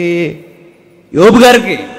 ఒకవేళ ఆయనే గారికి ఆ బిల్డింగ్ ఎక్కితే ఇలా నడిచి వెళుతున్నప్పుడు ఆ దృశ్యం అక్కడ కనబడితే అడుగులు అట్టెలవట. మరి ఆయన వెనక్కేస్తాడు. ఆయన ఎందుకని అడిగితే ఆయన హృదయంలో ఎలాంటి మాట ఉందో చూడండి. నన్ను లెక్కించేవాడు ఒక ఆయన ఉన్నాడు, నేను ఎలా తప్పు చేయగలను? పరమందున్న ఆయన ఆజ్ఞ ఏమైపోవాలి? నా అడుగులు ఆయనకి తెలియవా? నా పడక ఆయనకి తెలియదా? నా ఆలోచన ఆయనకి తెలియదా? అన్నీ తెలుసు ఆయనకి. ఇంకా ఏమంటున్నాడు చూడండి కిందకి. ఇంకా ఆయన నన్ను ఉంచునుగాక, నేను త్రోవ విడిచి నడిచిన ఎడల, నా మనసు నా కన్నులకు అనుసరించి సంచరించిన ఎడల, మాలిన్యం ఏమైనను నా చేతులకు తగిన ఎడల, నేను ఇప్పిన దాన్ని వేరొకడు భుజించునుగాక, నేను నాటిన దాన్ని పెరుగువేయబడునుగాక. ఆయనే శాపాలు పెట్టేసుకుంటున్నాడు. చూడండి, నేను ఎలా చేస్తే నాకు ఇలా జరిగిపోవాలి, నేను ఇచ్చిందే వేరొకడు భుజించేయాలి. ఇంకా ఏమంటున్నాడు చూడండి, నేను హృదయమందు పరాయి స్త్రీని మోహించిన ఎడల, నా పొరుగువాని ద్వారము నేను పొంచి ఉన్న ఎడల, నా భార్య వేరొకరిని తిరగలి విసురునుగాక, ఇతరులు ఆమెను కూడుదురుగాక. ఎంత భయంకరం అంటున్నాడో చూడండి. నేను పరాయి స్త్రీని చూస్తే, పొరుగువాని భార్యను చూస్తే ఆ నొప్పి ఏంటో నాకు తెలియాలంటే నా భార్యను ఇంకొకటి చూస్తే నాకు తెలుస్తుంది అంటున్నాడు. చూసారా, ఆ నొప్పి నాకు తెలియదు, ఆ బాధ ఏంటో నాకు తెలియాలంటే పొరుగువాని భార్యను ఊరకే నేను చూస్తున్నాను కదా, నా భార్యను ఎవడైనా చూస్తే ఆ తీవ్రత ఏంటో నాకు తెలుస్తుంది. నా సొంత పెరగలు నేను ఇసరకుండా వేరొకటి ఇసిరితే ఆ నొప్పి ఏంటో నాకు తెలుస్తుంది. గుర్తుపెట్టుకోండి, పరాయి సంసార జీవితాల్లోకి తొంగు చూస్తున్న భయంకరమైన సాతాన సంబంధమైన మనుషులతో నేరుగా మా దేవుడు మాట్లాడుతున్నాడు. ఏమన్నా తెలుసా? జాగ్రత్త, దెబ్బకు దెబ్బ చూపిస్తాడట. నువ్వు విత్తిందే నువ్వు వస్తావట, మనం చేసిందే మనకు జరుగుద్దట. నువ్వు అబద్ధాలు ఆడావా, దాని దెబ్బ నీకు తెలుస్తుంది. పొరుగువాని భార్యను చూస్తున్నావా, ఆ దెబ్బ నీకు తెలుస్తుంది. నువ్వెక్కడెక్కడ ఏ ఏ కార్యాలు చేస్తున్నావో నీకు జరిగితే ఎట్లా ఉంటుందో చూపిస్తాడు దేవుడు ఖచ్చితంగా. ఇంకా ఏమంటున్నాడు చూడండి ఆయన, అది దుష్కార్యము, భయంకరమైన కార్యం, అది నేను ఎట్లా చేయగలను? నా భార్య నాకుంది కదా, అది గయ్యాలైనా అది ఉంది కదా నాకు అంటాడు ఆయన. మంచిదా ఆవిడ? ఎవరు? నిజానికి పొరుగు వారి వైపు ఎప్పుడు చూస్తారు? హోమ్ మినిస్టర్ గారు సహకరించినప్పుడు. ఎవరు ఓపెన్గా యంగ్స్టర్స్ కదా కొంచెం మాట్లాడుకుందాం, నన్ను ఏం అపార్థం చేసుకోకండి. మన యంగ్స్టర్స్కి మనం ఆడుకుందాం. ఈ హోమ్ మినిస్టర్ గారు సరిగ్గా లేనప్పుడే పరాయి వాళ్ళ స్నేహాలు అర్థమవుతాయి. యోబు గారు ఎంత ఉత్తమ పురుషుడో చూడండి. ఆవిడ అస్సలు సపోర్ట్ చేయదట. ఎవరు? యోబు భార్య, పేరు లేదని గొడవ లేకుండా ఆవిడ సపోర్ట్ చేయదట. ఏ విధంగానూ దైవికమైన కార్యాల్లో సపోర్ట్ చేసే వ్యక్తిత్వం కాదు. అలాంటి ముసురువాన లాంటి భార్య పక్కనున్నా ఆయన ఏమని నిబంధన చేసుకుంటున్నాడు చూడండి, నేను పరాయి సంసార జీవితాలను ఎట్లా చూస్తాను. మగతనం అంటే ఏంటో చెప్పనా? మీ ఆవిడ దగ్గర మాత్రమే ఉండడం, అది మగతనం అంటే. పురుష లక్షణం అంటే ఏంటో చెప్పనా? నీ సంసారానికి మాత్రమే లోబడి బతకడం. మగధీరుడు అనే పదం ఎక్కడ ఉపయోగించుకోవాలో తెలుసా? నువ్వెక్కడ సొంగగార్చకుండా ఉన్నప్పుడు. గుర్తుపెట్టుకో. ఆయన ఇంకా ఏమంటున్నాడు చూడండి, అది నాశన కోపము వరకు దహించు అగ్నిహోత్రం. ఏది? పొరుగువారు సంసారాల్ని పాడు చేయడం అట, అగ్నిగుండం అట, తగలెట్టి పాడేస్తుందట. అక్కడే కాదట, మరి ఎక్కడికయ్యా అంటే నీ జీవితం సర్వనాశనం అయిపోద్దట. ఆస్ట్రేలియా సంగతి చెప్పాను కదా, తన భర్తను చంపేసిన ముక్కలుగా ఎవరికి తెలియదు అనుకుంది. చక్కగా ప్యాకింగ్ చేసి పెద్ద పెద్ద కవర్లో పూర్తి చేసింది, అయిపోయింది అనుకుంది. గమనికేంటి చెప్పనా? తెలిసిపోయింది. ఎప్పుడు గుర్తుపెట్టుకోండి, చీకట్లో చేసే పనులు సమసిపోయాయి అనుకుంటామట. గమనికి ఏంటంటే అవి భూతంలో ఒక్కసారి మీదకి వచ్చి పడతాయట. అయిపోయింది కదా, ఎవరికి తెలియదు అనుకుంటావట. ఏమైపోయింది? వస్తుంది, కంగారు పడుకొని వస్తుందట. ఒక్కసారిగా భూతంలోకి వచ్చేసరికి దాని రిజల్ట్కి మనం బెంబేలెత్తిపోతాం. ఏమైందంటే ఏం సుఖపడలా. ఎవడైతే ఎవడి వలనైతే ఆ ప్రియుడు వలన తప్పు చేసిందో వాడిని తీసుకెళ్లి జీవిత ఖైదీ చేసేసారు. ఎవరితో అయితే తప్పు చేసిందో ఈ స్త్రీని తీసుకెళ్లి ఈమెకి జీవిత ఖైదీ చేసేసారు. ఏమి సాధించారు? ఏమీ సాధించలా. ప్రతి కాపురాన్ని పాడు చేస్తున్న వారి జీవితాలు చూడండి, కామకార్యాల్లో కొనసాగుతున్న వారి జీవితాలు చూడండి. ఏమన్నా సుఖపడతారా? జరగదది. జరిగితే అచ్చులు జరిగిపోతే, లేకపోతే ఒకరికొకరు దూరం అయిపోతారు.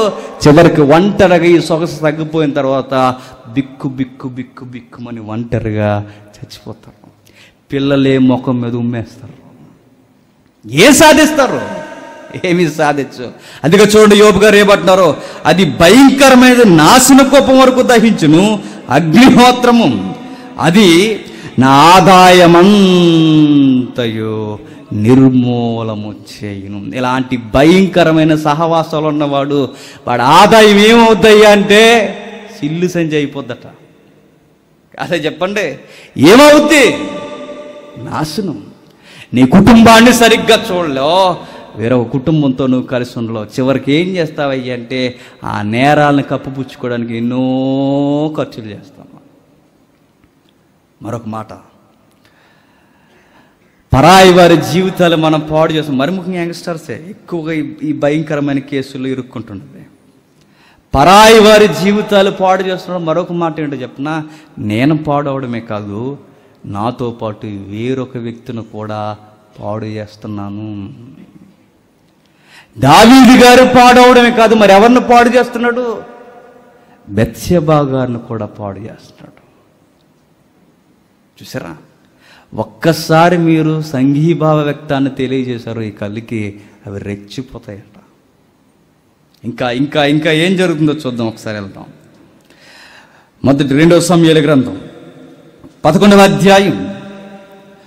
2వ సమూయేలు గ్రంథం 11వ అధ్యాయం 3వ వచనం. ఆవిడ చాలా అందంగా ఉందట.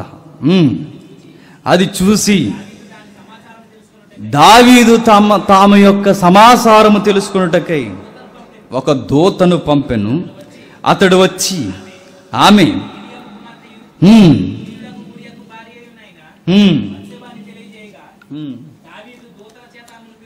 దూతల చేత ఆమెను పిలవనంపించెను. ఎవరు కూతురట? పేరుంది అక్కడ, ఎలియాము కూతురు. ఈయనెవరయ్యా అంటే రాజు కొరకు ప్రాణాలిచ్చే సైనిక బలగాల 30 మందిలో ఒక మెంబర్. ఎవరు కొంప కూలుస్తున్నాడు చెప్పిన దావీదు గారు? నమ్మిన వారు కొంపే కూల్చేస్తున్నాడు. చూడండి, నాతాన్ గారు వచ్చినప్పుడు అదే మాట అంటారు, నేను ఎందుకు రాజుని చేసాడో తెలుసా? మిగిలిన వారి సంసారాలు పాడు చేస్తావని కాదు. నిన్నెందుకు న్యాయాధిపతిగా నిలబెట్టాడు తెలుసా? అన్యాయాలు చేస్తావని కదా రాజా. సంసారాల్ని, సొసైటీని బాగు చేస్తావు, నిన్ను నిలబెడితే నువ్వే ఇలాంటి ఘాతుకం చేస్తే ఎట్లా అని అడుగుతాడు ఆయన. నమ్మిన సైనికుడైనా, అలాంటి నమ్మిన సైనికుడు ఎంత నమ్మినవాడంటే రాజు కొరకు ప్రాణాలు ఇవ్వడానికి యుద్ధంలో ఎప్పుడు రెడీగుండే అతని కూతురు జీవితాన్ని, కాపురాన్ని పాడు చేయడానికి రెడీ అవుతున్నాడంటే కామం తలకెక్కితేనట ఏం చేస్తున్నామో ఏమీ అర్థమవుతాడు. అందుకే బుద్ధిశూన్యుడు అంతే. ఎక్కడ ఉన్నాడు ఈయన? ఒకసారి ఒక రెఫరెన్స్ వద్ద, ఎందుకన్నా మంచిది.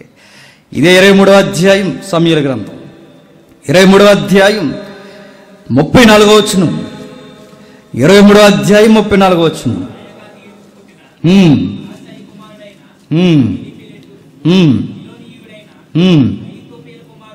అహీతోపేలు కుమారుడగు ఏలియాము. ఇది 30 మంది యుద్ధ వీరుల లిస్టు. ఆ లిస్టులో ఉన్న ఆయన గుర్తుపెట్టుకోండి, ఆయన కూతుర్ని జీవితాన్ని పాడు చేయబోతున్నాడు. మరొక గమనిక ఏంటో చెప్పనా, నన్ను అడిగితే బెత్షెబా గారు కూడా, నాకు తెలిసి మరి ఆమె వయసు చిన్నదో పెద్దదో మనకు తెలియదు, కానీ ఒక విధముగా కూతురులా భావించే వయసు ఉంది అప్పటికి దావీదుకి. ఎంత వయసు చెప్పినప్పటికీ సుమారుగా లెక్కలేస్తే 50 సంవత్సరాల చిల్లర. అంత మంచి వయసులో ఉన్నప్పుడు చూడండి, అలాంటి వాడిని ఆ కళ్ళు వదలట్లేదంటే, అలాంటి వాడినే కామం పట్టి పీడించేస్తుందంటే, యవనస్తులు మనం ఎంత జాగ్రత్తగా ఉండాలి. ఆయనకి బహుమంది భార్యలు ఉన్నారట, అయినా కానీ కామం ఆయనతో చెలగాటం ఆడేస్తుందంటే మనం ఎంత జాగ్రత్తగా ఉండాలి. అందుకే నేర్పిస్తున్నారయ్యా అంటే ఆయన ఓడిపోయిన తనంలో మనల్ని ఓడిపోవద్దని ఈ సందర్భంలో నేర్పిస్తున్నాడు. ఆయన ఓడిపోయిన జీవితాన్ని ఎందుకు రాశాడు ఈ సందర్భంలో అంటే మనం ఓడిపోకూడదని. ఇంకా ఏం జరిగిందయ్యా అంటే, నమ్మిన బంటు ఆ పిలిపించిన ఆ తల్లి యొక్క భర్త, ఆయన పేరేం పేరు? ఉరియా. ఆయన ఎవరయ్యా అంటే, ఆయన కూడా 30 మందిలో ఒక వ్యక్తి, అయినా యుద్ధవీరుడు, ధీరుడు. ఆయన కూడా నెత్తుర్ని నేల మీద ఒలికేలా యుద్ధం చేయగలిగే గొప్ప సైనికుడు ఆయన. అలాంటి సైనికుని భార్యను చెరబడుతున్నాడు చూడండి. మరొక మాట ఏంటో చెప్పనా, ఆయన కూడా దావీదు కొరకే యుద్ధం చేస్తున్నాడు. ఆయన ప్రాణం కూడా ఎవరి కొరకయ్యా అంటే ఆయన అంటాడు, దావీదు కొరకే అంటాడు ఆయన. అలా నమ్మిన వాని జీవితాన్ని పాడు చేసేస్తున్నాడు చూడండి. ఇంకా ఏం జరుగుతుంది అదా మరలా వెళ్దాం ఒకసారి. 11వ అధ్యాయం 3వ వచనం నుండి. ఆమె బహు సౌందర్యవతురాలై ఉండుట చూసి దావీదు ఏంటట, ఆవిడ అందంగా ఉందట. ఆ మాట మరి ఆ తల్లి ఏ ఉద్దేశంతో రాసిందో సామెత గ్రంథం మనకు తెలియదు, కానీ ఒక రాజు తల్లి అంటది సౌందర్యమట ఏటట మోసమట. ఒక లేడీ ఇచ్చిన స్టేట్మెంట్ అది. ఆమె ఏమంటది తెలుసా, అరే నాయనా బాబు రాజు, స్త్రీలతో సహవాసం చేయకు అంట. ఆయన ఏమంటాడు తెలుసు, ఆవిడ ఏమంటాడు తెలుసా, స్త్రీలతో సహవాసం చేసిన రాజట నాశనం అయిపోతాడట. అక్కడ ఆ అధ్యాయంలోనే. అంటే ఏం కనబడుతుంది అయ్యా అంటే సౌందర్యమే కనబడుతుంది. సౌందర్యం వెనక ఎప్పుడేముంటుంది? నాశనం ఉంటుంది ఖచ్చితంగా, మోసం ఉంటుంది ఖచ్చితంగా. మీరు కావాలంటే గమనించండి, ఎట్లా చేసేసుకున్నావు ఇతగాడిని అని ఏ ఇతరులను అడిగంటే బాగున్నాడని చేసుకున్నావు అంటే వెనకుంది ఏంటి? నాశనం, మోసం అని. ఆడేదో చెప్పుకొచ్చాడు, ఆ టిప్ టాప్గా చూసేసరికి ఇంకా ఆడకి అంత ఈరుడు లేడు అనుకున్నారట, చేసేసుకున్నారు. ఈవిడిని ఎట్లా చేసుకున్నారంటే చూస్తే చాలా మంచిగా తెల్లగా అనిపించిందిరా అనుకున్నాడట. ఇప్పుడు కనిపించింది అసలు రూపం. పైన కనబడుతున్న సౌందర్యం ఏదైతే ఉందో దాని వెనక ఎప్పుడు గుర్తుపెట్టుకోండి, వెనక నాశనం ఉంటుంది వాక్యం లేకపోతే. అందమైన తల్లులు కూడా ఉన్నారు, శారమ్మ గారు, ఇంకా రాహేల్ గారు, ఇలాంటి వారు. అలాంటి ఉత్తమ స్త్రీలు కాదు వీళ్ళు. చూడండి నాశనం పొంచింది చూడండి అందం వెనక. ఇంకా ఏం చేస్తున్నాడు ఆ పదాలు జాగ్రత్తగా ధ్యానిద్దాం.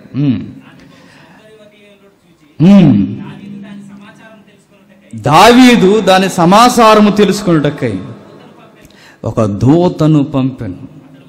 అతడు వచ్చి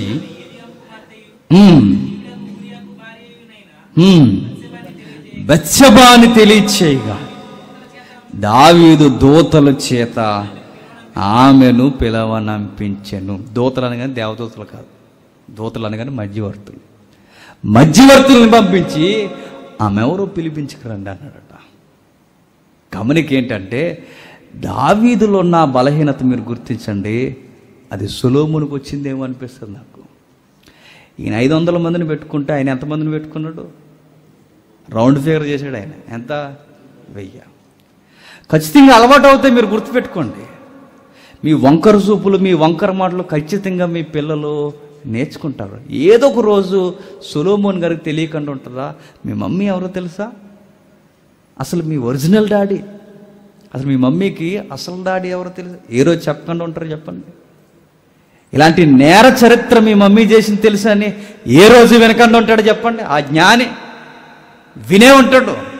ఈరోజు చిన్నపిల్ల కథ అనుకుంటారు, ఎదిగిన తర్వాత ఏదో రోజు చెవును పడితే మనం చేసిన తప్పులు పిల్లలకి ఆ రోజు చాలు. మా అమ్మ ఉత్తమరాలు అనుకున్నాను, మా అమ్మకి అంత సీన్ లేదని అర్థమైతే ఈవిడ కూడా అట్లా తయారవుతుంది.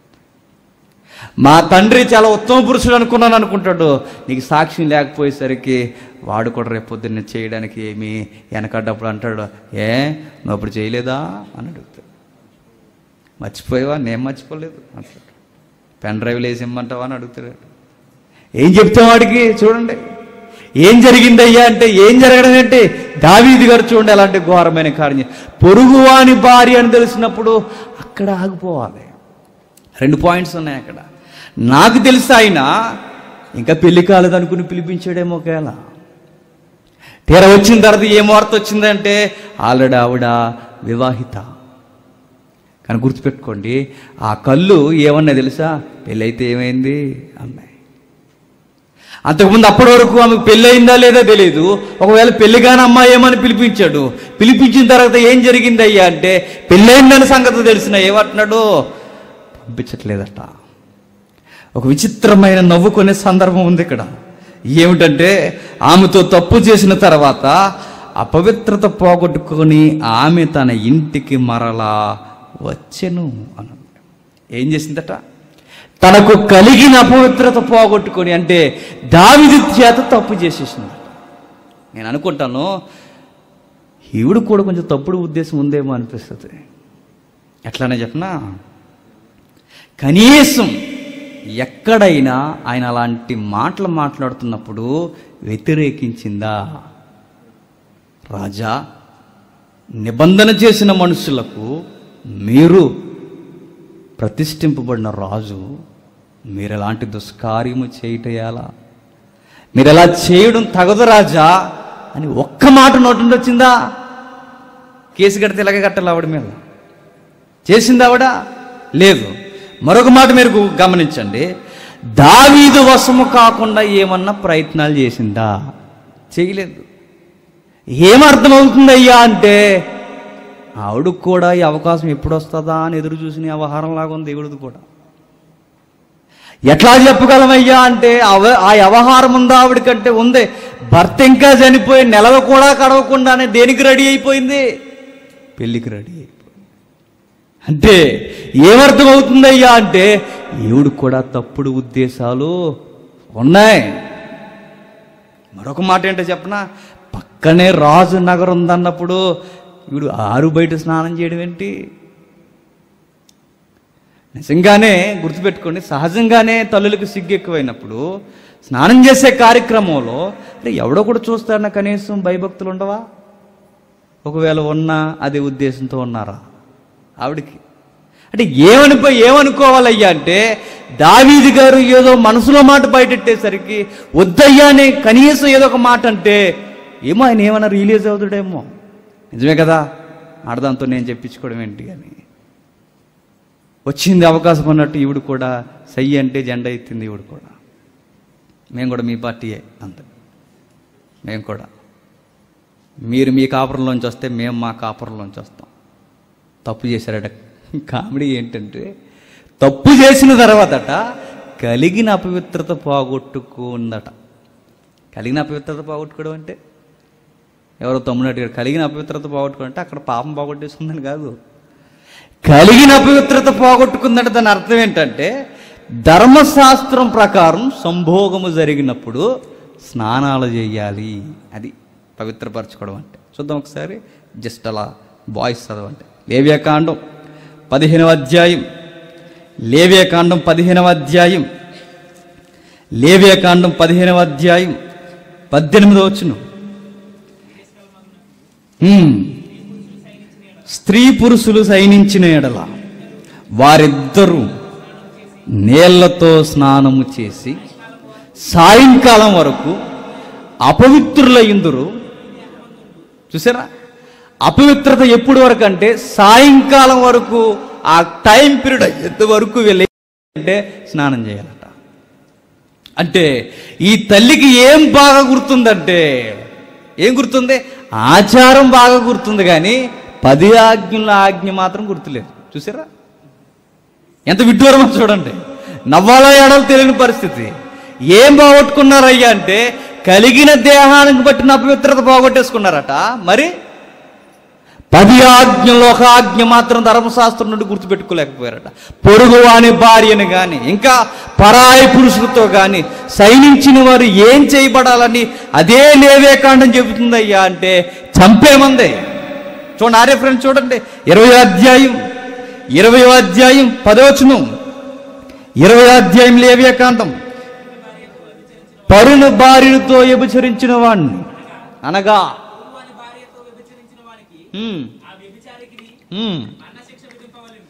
మరణశిక్ష విధింపవలెను.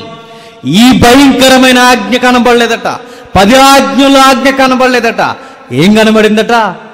ఆచారం మాత్రం కనబడిందట. మనలాగుంది ఆవిడ కూడా. ఎవరు చచ్చిపోతాం, పాటలు పాడతాం, ప్రార్థనలు చేస్తాం, ప్రసంగాలు కూడా చేస్తాం, అన్నీ చేస్తాం, కానీ ఆచారంలా మార్చేసుకొని చెయ్యాల్సిన కార్యాలు మాత్రం చేస్తాం. ఎలా అయిపోయిందో ఆధ్యాత్మిక జీవితం కూడా అంటే ఆచారంలో అలవాటు అయిపోయింది తప్ప హృదయాన్ని మార్చుకోవాలన్న ఆలోచన మాత్రం మర్చిపోయారు. చూడండి, దావీదు గారు అయినా చెబితే బాగుండు, అమ్మాయి నువ్వు దేహాన్ని శుభ్రం చేసుకోవడానికి చూస్తున్నా కానీ మన హృదయం అపవిత్రం అయిపోయింది అన్న సంగతి మరి ఆయనకు కూడా ఎందుకు గుర్తు రాలేదు? గుర్తు రాదు. ఆ పరిస్థితులు అలాంటివి. తప్పు చేశారట, అపవిత్రత పోగొట్టుకున్నారట, ఏమీ తెలియనట్టు. ఇలా అంటున్నా నేను బాధపడకండి, అయినా తప్పదు. ఎందుకంటే ఇలా ఇవి మాట్లాడకే సొసైటీలో భయంకరమైన జరుగుతున్నాయి. మన దగ్గర జరగకుండా ఉండాలని ఆశ. ఏమీ తెలియనట్టు ఇంటికి వచ్చేసిందట. ఏమీ తెలియదు, అస్సలు నాకు ఏం తెలియదు అన్నదట. సామెతల్లో ఒక వర్ణన ఉంది. నిజంగా ఆ మాట నాకు చాలా కాలం అర్థం అవ్వలేదు, కానీ ఈవెన్ చూస్తే ఆ మాట బాగా అర్థమైంది. చూద్దాం ఒకసారి. సామెతల గ్రంథం 30వ అధ్యాయం. సామెతల గ్రంథం 30వ అధ్యాయం ముందు మొదటి వచనం చూడండి. సామెతల గ్రంథం 30వ అధ్యాయం. దేవోక్తి అనగా ఆగూరు పలికిన మాటలు ఆ మనుష్యుడు ఇథియేలునకును ఒల్కాలకునకును చెప్పిన మాట దేవోక్తి చెప్తున్నాడు. ఎవరా చెప్పే వ్యక్తి? ఆగూరు. ఆ దైవోక్తి మాటల్లో ఆయనకు అందని కొన్ని మాటలు ఉన్నాయట. 18వ వచనం. నా బుద్ధికి మించినవి 3 గలవు, నేను గ్రహింపలేనివి 4 గలవు. అవేమనగా అంతరిక్షమున పక్షిరాజు జాడ, బండ మీద సర్పము జాడ, నడి సముద్రం మీద వాడ నడిచిన జాడ, కన్యకతో పురుషుని జాడ, జారిని యొక్క సరియు అడ్డిదే. ఏం చెప్తుంటే ఈ మధ్య ఎవరో ప్రసంగం చెప్పారు, ఇంతగా అలా చెప్పకండి. ఒక ఆయన ఏం చెప్పాడు తెలుసా? బండ మీద సర్పము జాడ అనగానే బండ అంట క్రీస్తట, సర్పం అంట సాతానట. అది కాదు ఉద్దేశం అక్కడ. ఆవిడ ఉద్దేశం ఏంటంటే గుర్తుపెట్టుకోండి, మన బుద్ధి ఖండన కొన్ని ఉన్నమాట. ఆకాశంలో ఎగిరే పక్షి ఇలా ఎగిరింది అని ఒక చూపించలేమట. బండ మీద పాము వెళ్ళిపోతే ఈ పాము ఎట్లానే వెళ్ళిందని ఒక గుర్తును చూపించలేమట. సముద్రం మీద వాడ నడిచి వెళ్ళిపోతే వాడ ఇందాక ఇట్లానే వెళ్ళింది అని ఒక రూట్ను మనం చూపించలేమట. అలాగే జారిని తప్పు చేస్తే నేను తప్పు చేశానని చెప్పదట. అది చేసిందన్న సంగతి కూడా ఎవడో కనిపెట్టలేడట. ఎలా వర్ణించాడో చూడండి. అది తిని నోరు తుడుచుకొని నేను ఏ దోషము ఎరుగన సంతురు మమ్మీలో చెప్తుందట. ఏమని చూడండి. జారిని యొక్క సరియు అట్టిదే. ఎట్టిది? బండ మీద పాము జాడ ఎలా అయితే కనబడదో, నీటి మీద వాడ జాడ ఎట్లయితే కనబడదో, ఇంకా ఆకాశం మీద పక్షి జాడ ఎట్లయితే కనబడదో, కన్యలు ఎవరైతే తప్పు చేశారో వాళ్ళ జాడ ఎట్లయితే పట్టుకోలేమో, అలాగే జారిని అనక జారత్వం, వ్యభిచారం చేస్తున్న స్త్రీ యొక్క ఉద్దేశం కూడా ఎవడో తన గుండెల్లో ఏముందో చెప్పలేమట. తినేసి మూతుడుచుకుని అంటదట, నాకేం తెలియదు అంటదట. ఏం చెప్పగలమండి అలాంటి కేసులు? ఏం చెప్పగలని చెప్పండి. ఇన్ని ఫైళ్ళు ఉంటాయి పోలీస్ స్టేషన్లో తెలుసా? తేలవవి, పట్టుకోలేరు. ఏం చెప్పగలరు? ఏమో తప్పు చేసి ఎదురుగా దొరికితే చెప్పగలమేమో తప్ప, తప్పు చేసిన తర్వాత నువ్వు చేసావా అంటే ఏమంటది? నేనా? అస్సలు మా ఇంట వంట, మా తాత ముత్తాతల్లో కూడా అలాంటి వ్యవహారం లేదు తెలుసా అని అడుగుతుంది. నమ్మలేము. బైబిల్ ఏమంటుందో చూడండి. ఈ యాటిట్యూడ్ ఉందట ఎవరికి? రచ్చబాకి. ఏమీ తెలియనట్టు సింపుల్గా ఏదో అలా మార్కెట్కి వెళ్ళినట్టు వెళ్ళి వచ్చేసిందంటే ఎక్కడికి, ఇంటికి. కానీ గుర్తుపెట్టుకోండి, ఈరోజు పాపం చేసాం, ఏదో రోజు అది భూతంలా వస్తుందన్న సంగతి మర్చిపోకండి. పాపం చేసింది. ఎప్పుడైతే ఆవిడ పాపం చేసిందో పాపానికి ఒక రూపం వచ్చింది. ఆ రూపం ఏంటో తెలుసా? గర్భం. వెంటనే గర్భం దాల్చానని కబురు పంపిందట. ఎవరికి? దావీదు గారికి. ఆ స్త్రీ గర్భవతి అయి నేను గర్భవతినైతేనని దావీదునకు వర్తమానము పంపగా, దావీదు నా యొద్దకు పంపమని దూత ద్వారా ఉరియా దావీదు నొద్దకు రాగా, దావీదు ఏమని కౌరు పంపిందట? నేను గర్భవతిని. ఆ వార్త ఎలాంటిది? కంగ్రాచులేషన్స్ డేవిడ్ గారు, మీరు తండ్రి కాబోతున్నారనే వార్త కదా అది. గుండు పగిలిపోయే వార్త. దావీదు గారు అలా ఆవిడైతే పర్లా. ఎవరు భార్య ఈవిడ? పొరుగువాని భార్య. పొరుగువాని భార్య గర్భవతి అయితే ఈయనకి వార్త పంపడం ఏంటంటే వ్యవహారం అట్లా ఉంది. మరి ఏమైంది అంటే గుర్తు తెలుసు, రాజుకి తెలుసు, ఆవిడికి తెలుసు. నా యజమాని బహుదూరము వెళ్ళి యుద్ధంలో ఉన్నాడు కొన్ని నెలలుగా, వారాలుగా. అతగాడు తిరిగి వచ్చే సమయానికి నేను గర్భవతిని ఎట్లా అయ్యానని అతగాడు అడిగితే నేనేం చెప్పాలి రాజా అని మ్యాటర్ చెప్పకుండా ఒక లైన్ పంపించిందంటే ఏమని? నేను ప్రెగ్నెంట్ అయిపోయాను అన్నదంతే. దావీదు గారికి సింహాసనం మీద చెమటలు ఎక్కేసాయి. స్వీట్లు పంచుతాడా? భోజనాలు ఎడతాడా? ఏం చేస్తాడు? భూతం ఆ వార్త, భయంకరమైన సాతాను సర్పం ఆ వార్త. గుర్తుపెట్టుకోండి, ఏదో ఒక రూపంలో మనం పలకరిస్తుంది మనం చేసిన పాపం. ఎప్పుడైతే ఆ పాపపు వార్తను ఆయన విన్నాడో దావీదు గారు తీసుకుంటున్న నిర్ణయాలు చూడండి. ఎందుకు ఎమర్జెన్సీగా అర్జెంటుగా ఈ వార్త వెళ్ళాలి అంటే, యుద్ధం టైం నుండి మా యజమాని వచ్చేసరికి మన చేసిన రూపం రోజు రోజుకి సమాజంలో పెరుగుతూ కనబడుతుంది రాజా. ఇరుగు పొరుగు వారు అనుకుంటారు రాజా ఏమని, వాళ్ళ ఆయన యుద్ధానికి వెళ్తే ఈ అమ్మాయి ఎలా ఇలాంటి బాగా గుసగుసలు ఎక్కువ ఎవరికి? సమాజంలో. ఎట్లా గర్భవతి అయింది? మన ఈవిడ ఆ కోటలోకి వెళ్ళి వచ్చినప్పుడు డౌట్ వచ్చింది. ఈ మధ్య దావీదు గారితో కొంచెం క్లోజ్గా వాట్సాప్లో కూడా చాటింగ్ చేస్తుందట ఈ మధ్య. ఫేస్బుక్ ఫ్రెండ్ అట. అప్పుడే డౌట్ వచ్చింది. ఎందుకని మంచి కాల్ లిస్ట్ కూడా తీయండి అంటారు. ఇలా జరుగుద్ది, గమనించండి. ఈ వార్త ఎట్లయితే తెలిసిపోతేమని ఆవిడకి గర్భం వస్తే సొసైటీలోకి నడి బజార్లోకి వచ్చి ఎవరు నిలబడాలి? దావీదు గారు నిలబడాలి. దావీదు గారు పక్కా ప్రణాళిక రెడీ చేశాడట. ఎంత ఘోరమైన పాపం చూడండి. ఒక్కసారి పాపం అలా మొలకెత్తిందో అది మహావృక్షమై ఆ వృక్షంలోనికి ఎంతమందిని లాగేసుకుంటుందో మన ఊహలకు కూడా అందదు. ఒక్కసారి పాపం గాలి కూతలా స్టార్ట్ అయిందో అది పెను తుఫానై అడ్డొచ్చిన వాటన్నిటినీ ఎత్తుకెళ్ళిపోయేసరికి మనం ఏమీ చేయలేక దానిలో పడి కొట్టుకుపోవడం తప్ప ఏమీ చేయలేం. దావీదు గారికి మొలకెత్తింది చూడండి ఆ పాపం. ఎప్పుడైతే ఆ పాపం రూపంగా దాలుస్తున్నాం అనగానే దావీదు గారు చేసింది ఏంటయ్యా అంటే యుద్ధంలో సెలవులు ఇచ్చాడట. ఎవరికి? అసలు అవుద్దా? ఇప్పుడు ల్యాండ్ ఆర్డర్ ప్రాబ్లం వచ్చింది అనుకోండి, బలగాలకి సెలవులు ఎవరు? కానీ ఈయన సెలవు ఇచ్చేసేటట్టు ఎవరికి? ఆ పోలీస్ ఆయనకి సెలవు ఇచ్చేసి బార్డర్లో ఉన్న ఆయన ఆర్మీ జవాన్ ఆయన పిలిచి నీకు హాలిడేస్ మై డియర్ బ్రదర్. ఎవరు ఆయన పేరు? ఉరియా. వెళ్ళి చక్కగా మరి నువ్వు అలా బీచ్కి వెళ్తావో లేకపోతే నువ్వు అలా పార్క్కి వెళ్తావో పలహారాలు ఏం పంపించమంటావా? అలాగే అదే చేతితో పువ్వులు అలా ఏమన్నా. చూడండి ఎంత వినమ్రతో. ఎవరికి? దావీదు గారికి. చాలా ఫ్రెండ్లీగా మాట్లాడేస్తున్నాడు. చూడండి ఎంత నటనో. కింగ్ అయిన ఈయన ఇలాంటి క్రిమినల్ మైండ్ ఎట్లా వచ్చిందయ్యా అంటే గుర్తుపెట్టుకోండి, ఆ కళ్ళు చేసిన ముప్పు ఈ ఉత్తమమైన వ్యక్తిని అలా నడిపించేస్తున్నాయి చూడండి. అందుకే ప్రభువు అన్నాడు మీ కళ్ళు జాగ్రత్త అన్నాడు.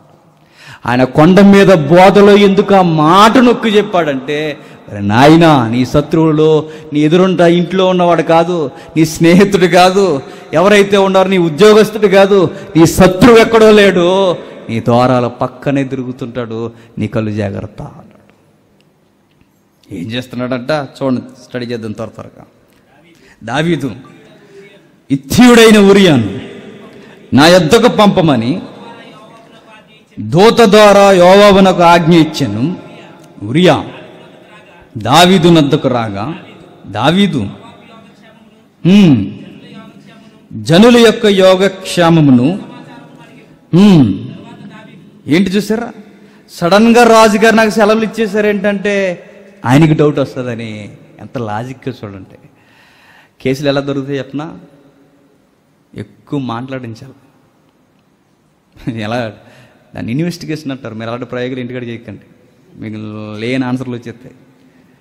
ఎక్కువ మాట్లాడించాలి. అలా మాట్లాడుతూ మాట్లాడుతూ మాట్లాడుతూ మాట్లాడుతూ ఉండగా పొంతలు లేని సమాధానాలు వస్తాయి. అక్కడ దొరుకుతారు అన్నమాట. విస్తారమైన మాటలు ఏముంటుందట, అది మ్యాటర్. అందుకే కేసులు సక్సెస్ అవుతాయట. అలా మాట్లాడుతూ మాట్లాడుతూ ఏం చూడండి, ఏం మాట్లాడుతున్నాడు ఆయన. విస్తారమైన మాటల్లో దోశలు అలా దొరుకుతున్నాయి చూడండి. నేను ఎందుకు ఇంటికి పిలిపించానంటే ఎలా జరుగుతుంది యుద్ధం అన్నాడు. పాయింట్అవుట్ చేస్తే గుర్తుపెట్టుకోండి, ఒక అమ్మాయిని పిలిపించడానికి దూతలు పంపించిన ఈ పెద్ద మనిషి యుద్ధంలో ఏం జరుగుతుందో దూతలు పంపించి తీసుకొచ్చి కదా 30 మంది సైనికులు ఒక సైనికుని పిలిపించాల్సిన అవసరం ఎందుకు వచ్చింది అధ్యక్ష అని అడిగితే ఏం చెప్తాడు? ఏం చెప్తాడు? ఒకటే ఆన్సర్ చెప్తుంది బైబిల్. కవర్ చేసుకునేది ఏదో చేస్తున్నాడు. ఏం చేస్తున్నాడు అంటే పిలిపించాడట. పిలిపించి అందరూ కులాసా, సైన్యాధిపతి బాగానే ఉన్నాడా, యుద్ధం బాగానే జరుగుతుందో తెలిసి నీకు అంతా బాగానే జరుగుతుందని. బాగానే జరుగుతుంది కదా అంటే అనుమానం రాకుండా అన్నమాట. చాలా తెలివైన వాళ్ళు అనుకుంటారు, పాపం చేసే వాళ్ళు గుర్తుపెట్టుకోండి. నన్ను అడిగితే మనకన్నా గొప్ప తెలివైనడు ఎవరు చేసినా యోసేపు. ఆ తెలివైనడు పాపం చేయలేదు, ఆయనకన్నా తెలివైన వాళ్ళు అనుకుంటాం మనం. ఏంటి పాపాలు చేసి కవరింగ్ చేశాడు. ఎంత కవరింగ్ చేస్తున్నారో చూడండి. ఏమీ తెలియనట్టు నటనా జీవితం. దావీదులో ఉత్తమ ఆస్కార్ అవార్డులు వచ్చి వ్యవహారం వస్తుంది చూడండి. వచ్చి ఏమంటున్నాడంటే, ఇదిగో ఏమంటున్నాడు, నేను ఎందుకు పిలిపించాను తెలుసా? ఎందుకు మ్యాటర్ ఇది, ఎలాగో వచ్చావు కదా, వచ్చిన తర్వాత ఇంటికి వెళ్ళి రెస్ట్ తీసుకో అన్నాడు. చూసారా? ఇంకా ఏం జరుగుతుందో చూడండి. తర్వాత దావీదు ఇంటికి పోయి శ్రమ తీర్చుకొనమని ఉరియాకు సెలవీయగా, ఉరియా రాజునగర్ నుండి బయలు వెళ్ళెను. అతడు వెనక రాజు ఉరియా తన ఇంటికి వెళ్ళక తన ఏలిన వాని సేవకులతో కూడా రాజనగర ద్వారమున పండుకొనెను. ఏమని చెప్తున్నాడట? ఉరియా తన ఇంటికి వెళ్ళక ఏం చేస్తున్నాడట? తన సేవకుల దగ్గర రాజనగరి ద్వారము దగ్గర నిద్రపోతున్నాడట. గమనిక ఏంటంటే, ఒకవేళ ఆయన ఇంటికి వెళ్తే ఏం చేద్దామని ఈయన ఐడియా అంటే, ఆ పాపం ఎవరి మీద గెంటేద్దామని, ఉరియా మీద గెంటేద్దాం. చూసి ఎన్ని తెలివితేటలు చూడండి. ఎందుకు ఇలా ప్లాన్ చేస్తున్నాడయ్యా అంటే, ఆ రోజుల్లో హాస్పిటల్ లేవు కనుక. ఉంటే ఏమవుతుంది చూస్తున్నాం కదండి. సొసైటీలో తుప్పల్లో పాడేయడం, డ్రైనేజీలో పాడేసాడు, చిన్న పిల్లలు ఇంకా బేబీ ఇంకా ఫుల్గా ఫామ్ అవుతుంది కూడా, ముక్కలుగా చిదిమేసి. అబార్షన్ నాలెడ్జ్ ఆ రోజు లేదు కానీ నాకు తెలిసి ఈ నరసమ్మలు అందరూ అప్పుడు ఉంటే, అందరు కదలేను కొందరు ఆ రోజు ఉంటే ఏం చేస్తారయ్యా అంటే ఇలాంటి ఘోరాన్ని చేస్తారేమో. ఆయనకు ఆప్షన్ లేదే. ఏం చేయాలనుకుంటున్నాడంటే ఉరియా మీదకి పాపానికి ఏంటి, మన పాపం ఎప్పుడు మందన్న సంగతి మర్చిపోకండి.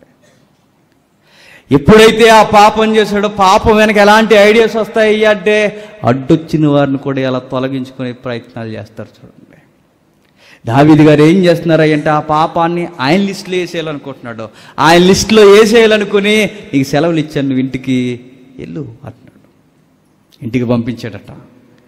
భర్త ఎలాంటి వాడో తెలుసా? ఒకవేళ ఆయన గనక, గుర్తుపెట్టుకోండి, ఆయన గనక ఆ తప్పు చేయకుండా అక్కడే ఉండిపోతే ఆ తర్వాత ఆ వార్త ఆయనకి తెలిస్తే, నా భార్య గర్భవతి అయిందని తెలిస్తే సామెతలు ఏముంటుందో తెలుసా?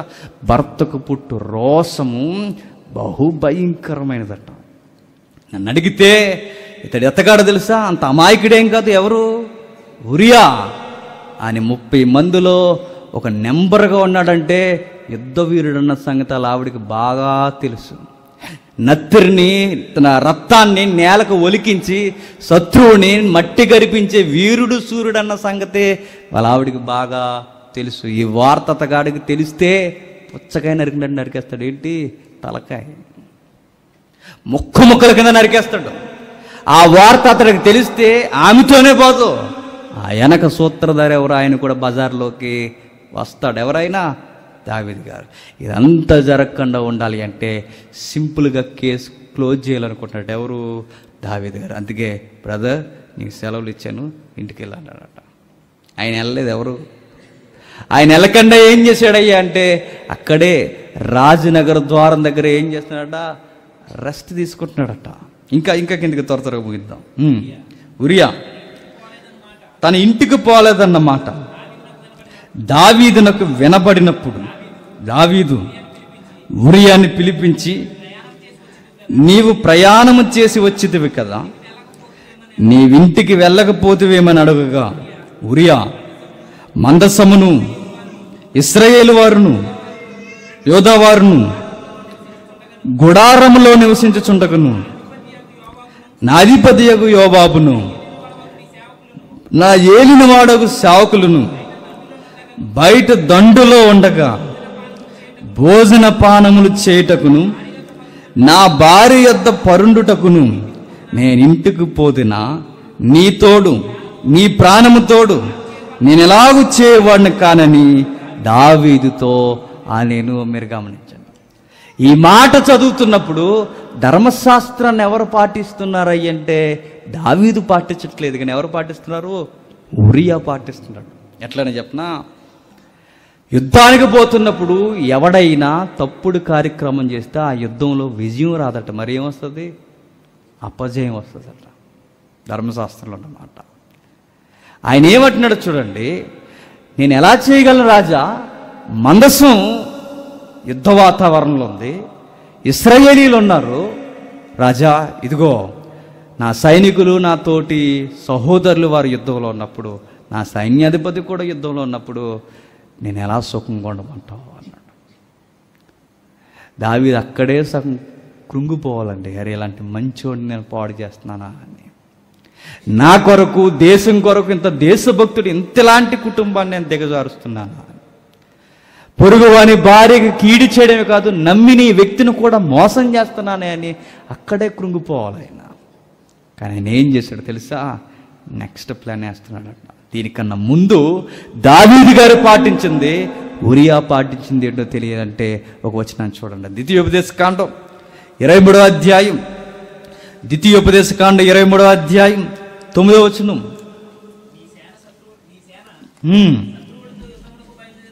నీ యొక్క సైనికులు శత్రువులతో యుద్ధానికి బయలుదేరినప్పుడు ఏ దుష్కార్యము చేయకుండా జాగ్రత్త పడవలెను. చూసారా, నీ సైనికులు యుద్ధానికి పోయినప్పుడు ఏ దుష్కార్యము చేయకుండా జాగ్రత్త పడవలను. దుష్కార్యము చేయకుండా జాగ్రత్త పడడం గుర్తుపెట్టుకోండి. పొరుగువాని భార్యతో తప్పు చేయడం దుష్కార్యం అన్న సంగతి మర్చిపోయాడు.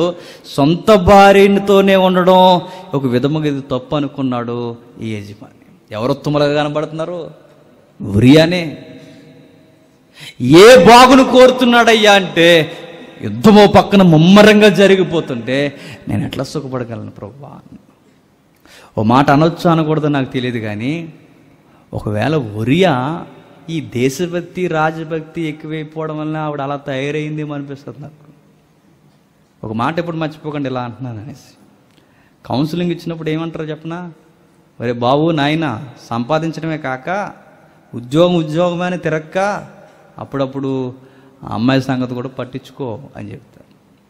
కాపరాలు కుప్ప కూలిపోవడానికి కారణం ఏంటంటే పెళ్ళైన 2-3 సంవత్సరాలకి అయిపోయింది ఇంక మా వ్యవహారం అనుకోకండి. ఆవిడతో స్పెండ్ చేయాలి టైం, నీ పిల్లలతో ఉండాలి, నీ కుటుంబంతో ఉండాలి. నువ్వు ఎప్పుడైతే నెగ్లెక్ట్ చేస్తున్నావు గుర్తుపెట్టుకో, ఆ సూపులు వేరే వాళ్ళని ఎత్తుక్కుంటాయి. తప్పు మీద కూడా ఉంటుంది. తనతో ఎప్పుడైతే మన టైం పాటించలేదు, ఇప్పుడు సంపాదన ఆస్ట్రేలియా కుప్పకూలిపోవడానికి, ఆస్ట్రేలియా ఫ్యామిలీ కుప్పకూలిపోవడానికి కారణం ఏంటి చెప్పనా? విపరీతంగా సంపాదించడం. ఎందుకంటే భయంకరమైన కార్యం చేసినట్టు స్టేట్మెంట్ ఏమి ఇచ్చిందంటే, మా ఆయనకి వ్యాపారం మీద ఉన్న మమకారం నా మీద లేకుండా పోయిందండి. ఏం చెప్తాం? ఎక్కువ కేసుల్లో ఏం చెప్తారయ్య అంటే ఒకే ఒక మాట చెప్తారు. ఏం చెప్తారు? మా ఆయన నన్ను పట్టించుకోడండి, ఆయన నన్ను బాగా చూస్తాడు అంటారు. ఏం చెప్తాను చెప్పండి? ఒక విధముగా ఆయన తప్పు ఉందో లేదో మనకు తెలియదు, కానీ ఈ దేశభక్తి మధ్య, ఈ రాజభక్తి మధ్య, ఈ అంకిత భావం పట్ల వాళ్ళ ఆవిడని ఏమన్నా నెగ్లెక్ట్ చేసాడేమో, అందుకేమన్నా పొరపాటు జరిగిందేమో, అది మనకు తెలియదు. కానీ ఈరోజు కాపురాల్లో మాత్రం అలాంటి నిర్లక్ష్యం వలన పొరపాట్లు జరుగుతున్నాయి. ఎప్పుడైతే ఇలాంటి మనసు మనకు ఉందో గుర్తుపెట్టుకోండి, ఆ నిలవన్న నీళ్ళులా బత్షెబా ఎప్పుడైతే ఉండిపోయిందో, నిలవన్న నీళ్ళ దగ్గరికి ఏమొస్తాయి? నాచు, పాచి, చెత్త, చెదారం, బ్యాక్టీరియా అంతా వచ్చి పలకరిస్తాయి. అలా పలకరించింది ఎవరిని? బత్షెబా గారిని.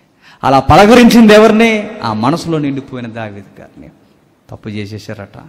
ఇక ఎలా కవర్ చేయాలో తెలియక మొదటి ఎత్తుగడేశాడు, ఎల్లే ద్వారం దగ్గర పడుకున్నాడు. రెండోసారి అడిగాడు, ఎల్లే ద్వారం దగ్గర పడుకున్నాడు. ఇక నేరాల ఘోరాలు ఏం జరిగాయి అంటే, ఉత్తమ పురుషుడైన దావీదు గారు తాగుడు కార్యక్రమం పార్టీ కూడా పెట్టాడు. అందరికి ఈరోజు డ్రింకింగ్ పార్టీ అన్నాడట.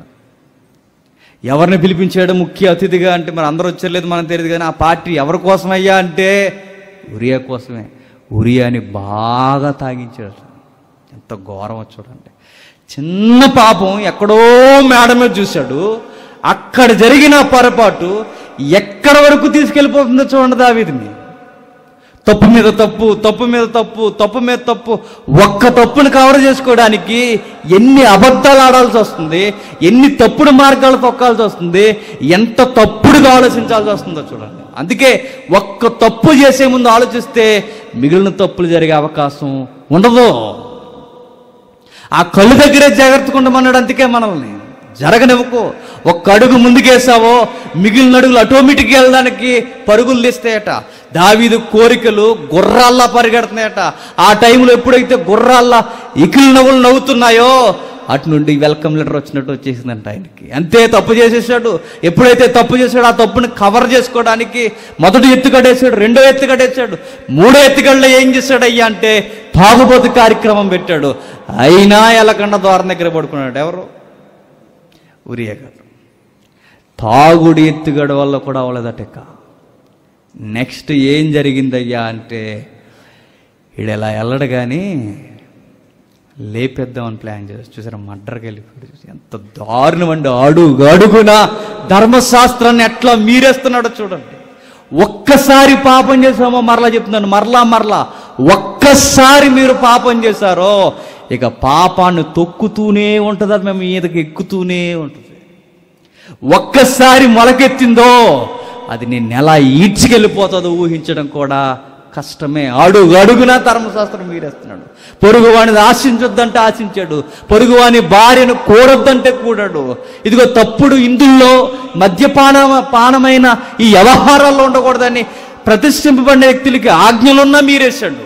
ఇంకా ఏం చేస్తున్నాడయ్యా అంటే, ఇదిగో నరహత్య చెయ్యొద్దని 10 ఆజ్ఞలు, ఒక ప్రధానమైన ఆజ్ఞను కూడా మీరేయడానికి రెడీ అయిపోయాడు. చూడండి ఏం జరుగుతుంది.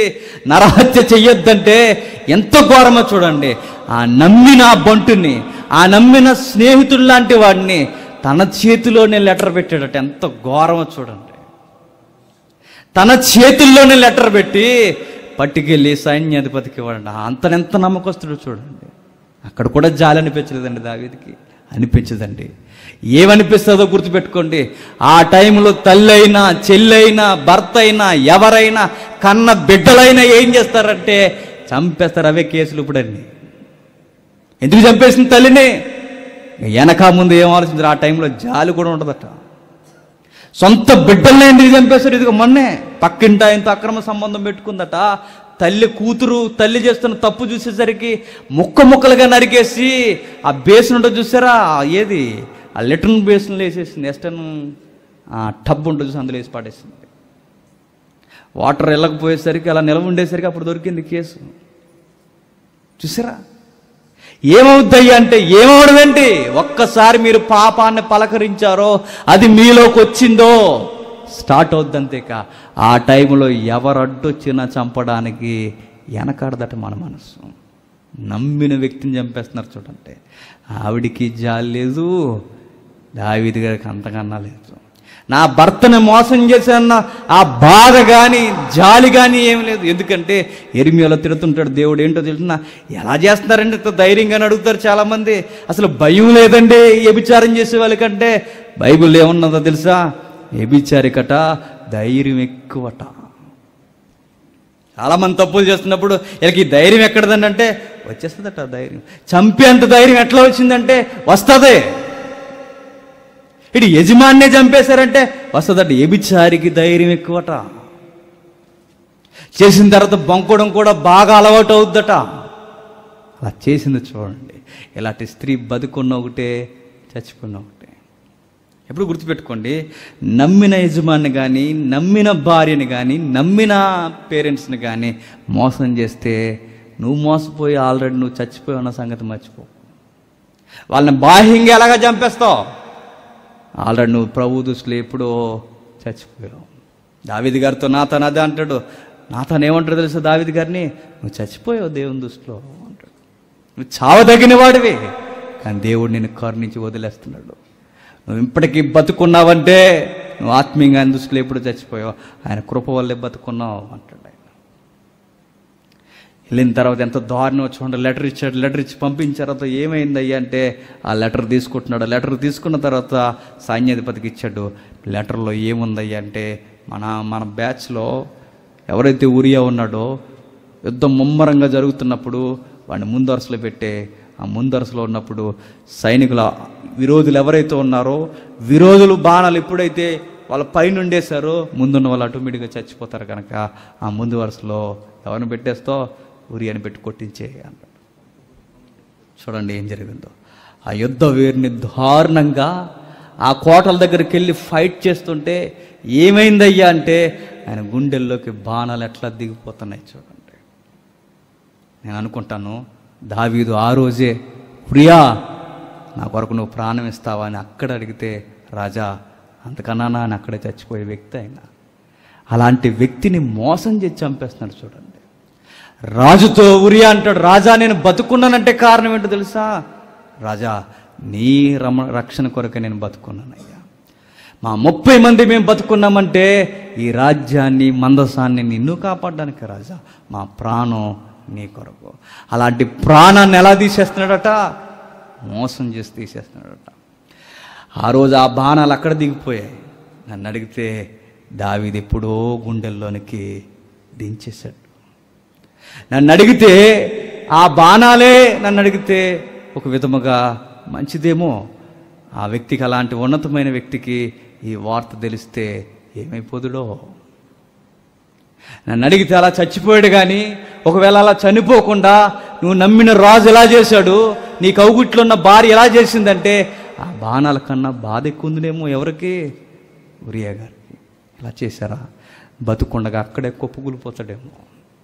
నా భార్య నన్ను మోసం చేసిందా? నా రాజు నన్ను మోసం చేశాడా? ఆ రోజు ఆయన కత్తి చేతులు ఉంటే ఆయనే చంపుకొని చచ్చిపోతాడేమో. అన్యాయంగా చంపేశారు. మరలా చెప్తున్నాను, మీ కళ్ళు జాగ్రత్త. నీ కన్ను చెడిపోతే నీ దేహమంతా చెడిపోతుంది. దావీదు గారి కళ్ళు అక్కడ డిస్టర్బ్ అయ్యాయి. ఎక్కడి వరకు ఈడ్చికిపోయి చూడండి, మడ్రల వరకు తీసుకెళ్ళిపోయాయి. అయిపోయింది అమ్మయ్య అనుకున్నాడట. ఇప్పుడు మీకు డౌట్ రావాలి, మన గర్భం సంగతి ఏంటి? దావీదు గారు చిన్నోడు ఏం కదా, ఇలాంటి కుయ్యత్తులు బాగా అలవాటు అయిపోయినాయి ఆయనకి. ఆ గర్భం సంగతి ఏంటంటే ఇప్పుడు ఒక పబ్లిక్లో ఒక సింపతి కొట్టాడు ఆయన. అందరూ అనుకుంటున్నారేమో అర్థం అవడానికి, అయ్యో పాపం మొదటి కానుపు బిడ్డ పుట్టే సమయానికి తండ్రి ఘోరంగా యుద్ధంలో చచ్చిపోయాడు, ఈ బిడ్డకు రేపు నుండి ఎవరు ఆధారం ఉంటారో అయ్యో అయ్యో అనుకుంటే అప్పుడు వచ్చేటట్టు తెర మీదకి ఎవరు? మైహోనా అన్నాడట. ఎవరు? దావీదు గారు. నేనున్నా. అందరూ అనుకున్నారు మనలాంటి గొర్రెలు ప్రజలు ఏమనంటే మన రాజుగారి ఎంత విశాలమైన హృదయం, ఒక ఎదవరాలను చేసుకుంటారు అంటున్నాడు. చూసారా ఎంత గొప్ప మనసు అయింది. ఎవరు చేసుకుంటారండి? పరాయి వాడి భార్యని ఎవరు చేసుకుంటారు అని జేజేలు కొట్టారట. సమాధి ఇంకా ఆరక మునిపే పెళ్ళి అయిపోయింది ఇద్దరికి. ఎంత రాజకీయమో చూడండి, ఎంత రంగులు రాసుకుంటున్నారు చూడండి, ఎంత మోసమో చూడండి. సమాజాన్ని నమ్మించేశారు, మూడో కండా కప్పేశారు. ఎవ్వరికి తెలియదు అనుకుని పిల్లోని కనడానికి రెడీ అయిపోయారు. భర్తను కనబడకుండా చేశారు. ఎవ్వడికి తెలియదు. పరిశుద్ధాత్మ రాయించడం కనుక మనకు తెలుసు. ఎవ్వరికి తెలియదు. అందరినీ, దేశాన్ని, రాజ్యాన్ని, సైనికుల్ని అందరినీ నమ్మించేశారు. గమనికేంటంటే అందరినీ నమ్మించావు, దేశాన్ని నమ్మించావు, ప్రజలను నమ్మించావు, సైనికులను నమ్మించావు. దేవుణ్ణి నమ్మించగలవా? దేవుడు చూస్తున్నాడన్న సంగతి దావీదు గారు ఎందుకు మర్చిపోతున్నారు? దావీదు గారే కాదు, మనం ఎందుకు మర్చిపోతున్నాం? అందరినీ నమ్మించేసాడు. దేవుడిని ఎట్లా నమ్మించగలడు? దేవుడు వెంటనే కలగజేసుకుని ఇది బహు దుష్కార్యము. ఫైర్ అయ్యాడైనా ఆ 9 నెలలు ఏదో దేవుడు చూసి వదిలేసాడు అనుకోకండి. బైబిల్ పండితులు ఏమన్నా తెలుసా? కొన్ని కీర్తనలు ఆ 9 నెలల్లో రాశాడు దావీదు గారు. ఏమైందయ్యా అంటే ఆయన శరీరం రోజు రోజుకి క్షీణించిపోతుందట, రోజు రోజుకి నాశనం అవుతుందట. నాలో ఉన్న సత్తువు ఎలా అయిపోతుంది ఏంటంటే ఆ కీర్తనల భావజాలం ఆ 9 నెలల్లో కూడా ఆయనకి మనశ్శాంతి లేదట. ఇంకా వెనక ఇన్ని సిమ్టమ్స్ ఆయనకి కనబడుతున్నా మార్పు అర్థం అవట్లే ఆయనకి. నేను ఎక్కడ తప్పు చేశానా అని. ఆ టైంలో వచ్చాడు తెర మీదకి. ఎవరు? నాతాను ప్రవక్త. రాజా మీకు చిన్న పొడుపు కథ చెప్తా అన్నాడు. చెప్పుము అన్నాడు. ఎక్కడ కూర్చుని? సింహాసనం మీద కూర్చుని. ఒక కేసు ఉంది రాజా. ఏంటో చెప్పమంటారా? ఒకడున్నాడు, పేదోడు రాజా. చిన్న గొర్రె పిల్ల ఉంది.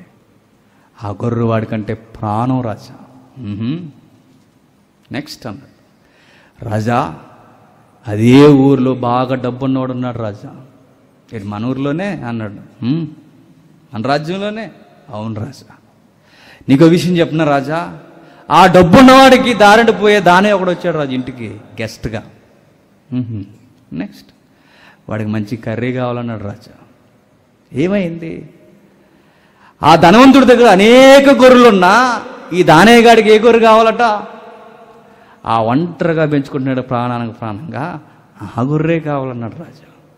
తెచ్చారు రాజా, వండేశారు. అంటే ఇది దుష్కార్యం, మరణానికి సంబంధించిన కార్యము. అట్టి వాడు చావదగిన వాడు, పిలిపించమన్నాడు. ఎంత పవర్ఫుల్ అంటే ఆ రోజు నాతాను ముఖం మీద ఏలిపెట్టి ఆ వ్యక్తివి నువ్వే రాజా అన్నాడు. లుక్కుబడిపోయాడు. ఎవరు?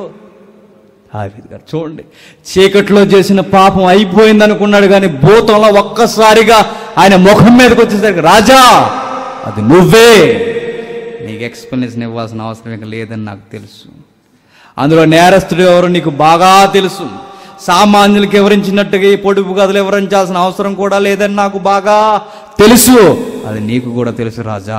ఆ నేరం ఏంటో తెలుసు. ఆ ధనవంతుడు ఎవడో నీకు తెలుసు. ఆ ధనవంతుడు నువ్వే అన్న సంగతి నీకు బాగా తెలుసు.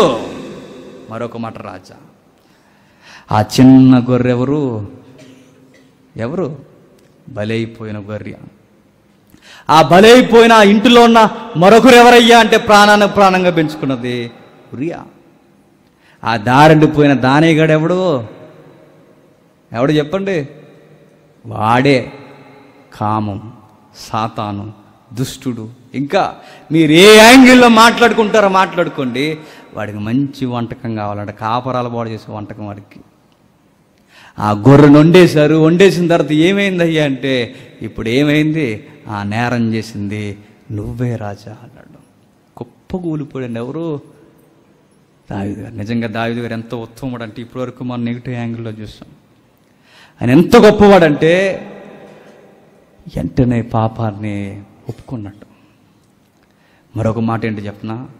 ప్రవక్త వచ్చి చెబితే కానీ ఆయన పాపం చేస్తున్నానన్న సంగతి కూడా అర్థం అవనంతగా ఆయన మునిగిపోయాడంటే పాపం ఎంత రుచిగా ఉంటుందో ఒకసారి ఆలోచించండి. ప్రవక్త వచ్చి ఆ తప్పు చేసింది నువ్వే అని చెబితే కానీ ఈయనకు అర్థం అవట్లేదంటే ఎంత దిగజారిపోయాడో చూడండి. దేవుడు కొన్ని కారణాల రూపంలో మనకు చెప్తుంటాడు. అయినా అర్థమవకపోతే ఏ రోజు తీసుకొచ్చి సొసైటీలో పెడతాడు దాన్ని, అప్పుడైనా అర్థం అవ్వాలి మనకి. తీసుకొచ్చి కనబడేలా బాహాటంగా మాట్లాడాడు, అప్పుడు అర్థమైంది దావీదు ఎంత ఉత్తమ పురుషుడు అంటే తప్పు చేసిన తర్వాత ఒప్పుకొని కొప్పుకూలిపోయాడు. ఎలాంటి వాడు చెప్పనా, నిజముగా మనమే పాపం చేసామని ఎవరైనా అంటే ఒప్పుకుంటామా? ఒప్పుకోము. దావీదు గారు అంత రాజు హోదాలో ఉన్న ఒక దీన సేవకుడు వచ్చి ఆ తప్పు చేసింది నువ్వే అనగానే ఎంత బాగా ఒప్పుకుంటున్నాడు చూడండి. ఎందుకు ఒప్పుకుంటున్నాడంటే ఆ మాట దీన సేవకునికి కాదు, అది ఎవరిది? యెహోవాది. ఈరోజు కూడా మన పాపాలు మన ముఖం మీదకి ఎత్తు చూపించేలా దేవుడు వాక్యం ద్వారా మాట్లాడుతుంటాడు. మనం కూడా ఆయన ఎదుట ఏం ఒప్పుకోవాలి? మన పాపాలు ఒప్పుకోవాలి. ఎంత గొప్ప మనుష్యుడంటే, తప్పు చేశాను, నేను దేవుని ఎదుట దుష్కార్యము చేశాను, దేవుని దృష్టిలో చచ్చిపోయాను. వెంటనే ఎప్పుడైతే నీరు గారిపోయాడో దావీదుకు ఒక అవకాశం ఇచ్చాడు దేవుడు, క్షమాపణ. కానీ మూల్యం మాత్రం చెల్లించాల్సిందే. ఏమైంది? ఆ బిడ్డ చచ్చిపోయింది. మీరు చేసే అడ్డగోలు పనులకు పనిష్మెంట్ ఎవరు వెళ్తే చెప్పనా? మన తర్వాత ఉన్న వాళ్ళ మీద ఖచ్చితంగా పడుతుంది. నువ్వు అప్పులు చేయి, ఆ అప్పులు ఎవరి మీద పడతాయి? పిల్లల మీద పడతాయి. నువ్వు తప్పులు చేయి, ఆ తప్పుల ప్రభావం ఎవరి మీద పడుతుంది? నీ పిల్లల మీద పడుతుంది. ఏమైందయ్యా అంటే, ఆ తల్లిదండ్రులు చేసిన తప్పుకి శిక్ష ఎవరు అనుభవించారయ్యా అంటే, ఆ బిడ్డ లోకాన్ని చూడకుండా చచ్చిపోయింది. చనిపోయాడు. ఇంకా అవగాహనతో లోకాన్ని చూసే వయసు కూడా రాలేదట, చనిపోయాడు. మరొక మాట ఏంటో చెప్పనా, దావీదు ఆ దెబ్బ నీకు క్షమాపణ అయితే వచ్చింది, కానీ నువ్వు విషయం గుర్తుపెట్టుకో, నువ్వు చేసిందే నీ నెత్తి మీదకి వస్తుంది. నీకు మాట చెప్పనా, పొరుగువాని భార్యని పాడు చేస్తూ ఆనందంగా ఉన్నావు కదూ, నువ్వు రహస్యంగా తప్పు చేసావు. నేను చెప్తున్నా, నీ బిడ్డలే చూస్తుండగా మేడల మీద నీ భార్యల్ని కూడతారు అన్నాడు. ఆ బాధ ఎవరితో చెప్పుకోగలరంటే, గుర్తుపెట్టుకోండి, మనం ఈజీగా ఎదుటి వారిని పాడు చేసేస్తాం, కానీ నా అన్నది కూడా ఒక రోజు పాడవుతుంది అన్న సంగతే మర్చిపోకండి. ఎంత ఎవరికి చెప్పుకోగలడు? అందరు నోటి మీద వేలేసుకుంటున్నారు. ఏమని తెలుసా? అయ్యో అయ్యో అయ్యో, ఆ గొప్ప ఉత్తమ పురుషుడు కొడుకట, తల్లి వరుస అయిన దాన్ని ఏం చేస్తాడో చూడండి. ఏం చెప్పుకోగలడు దావీదు?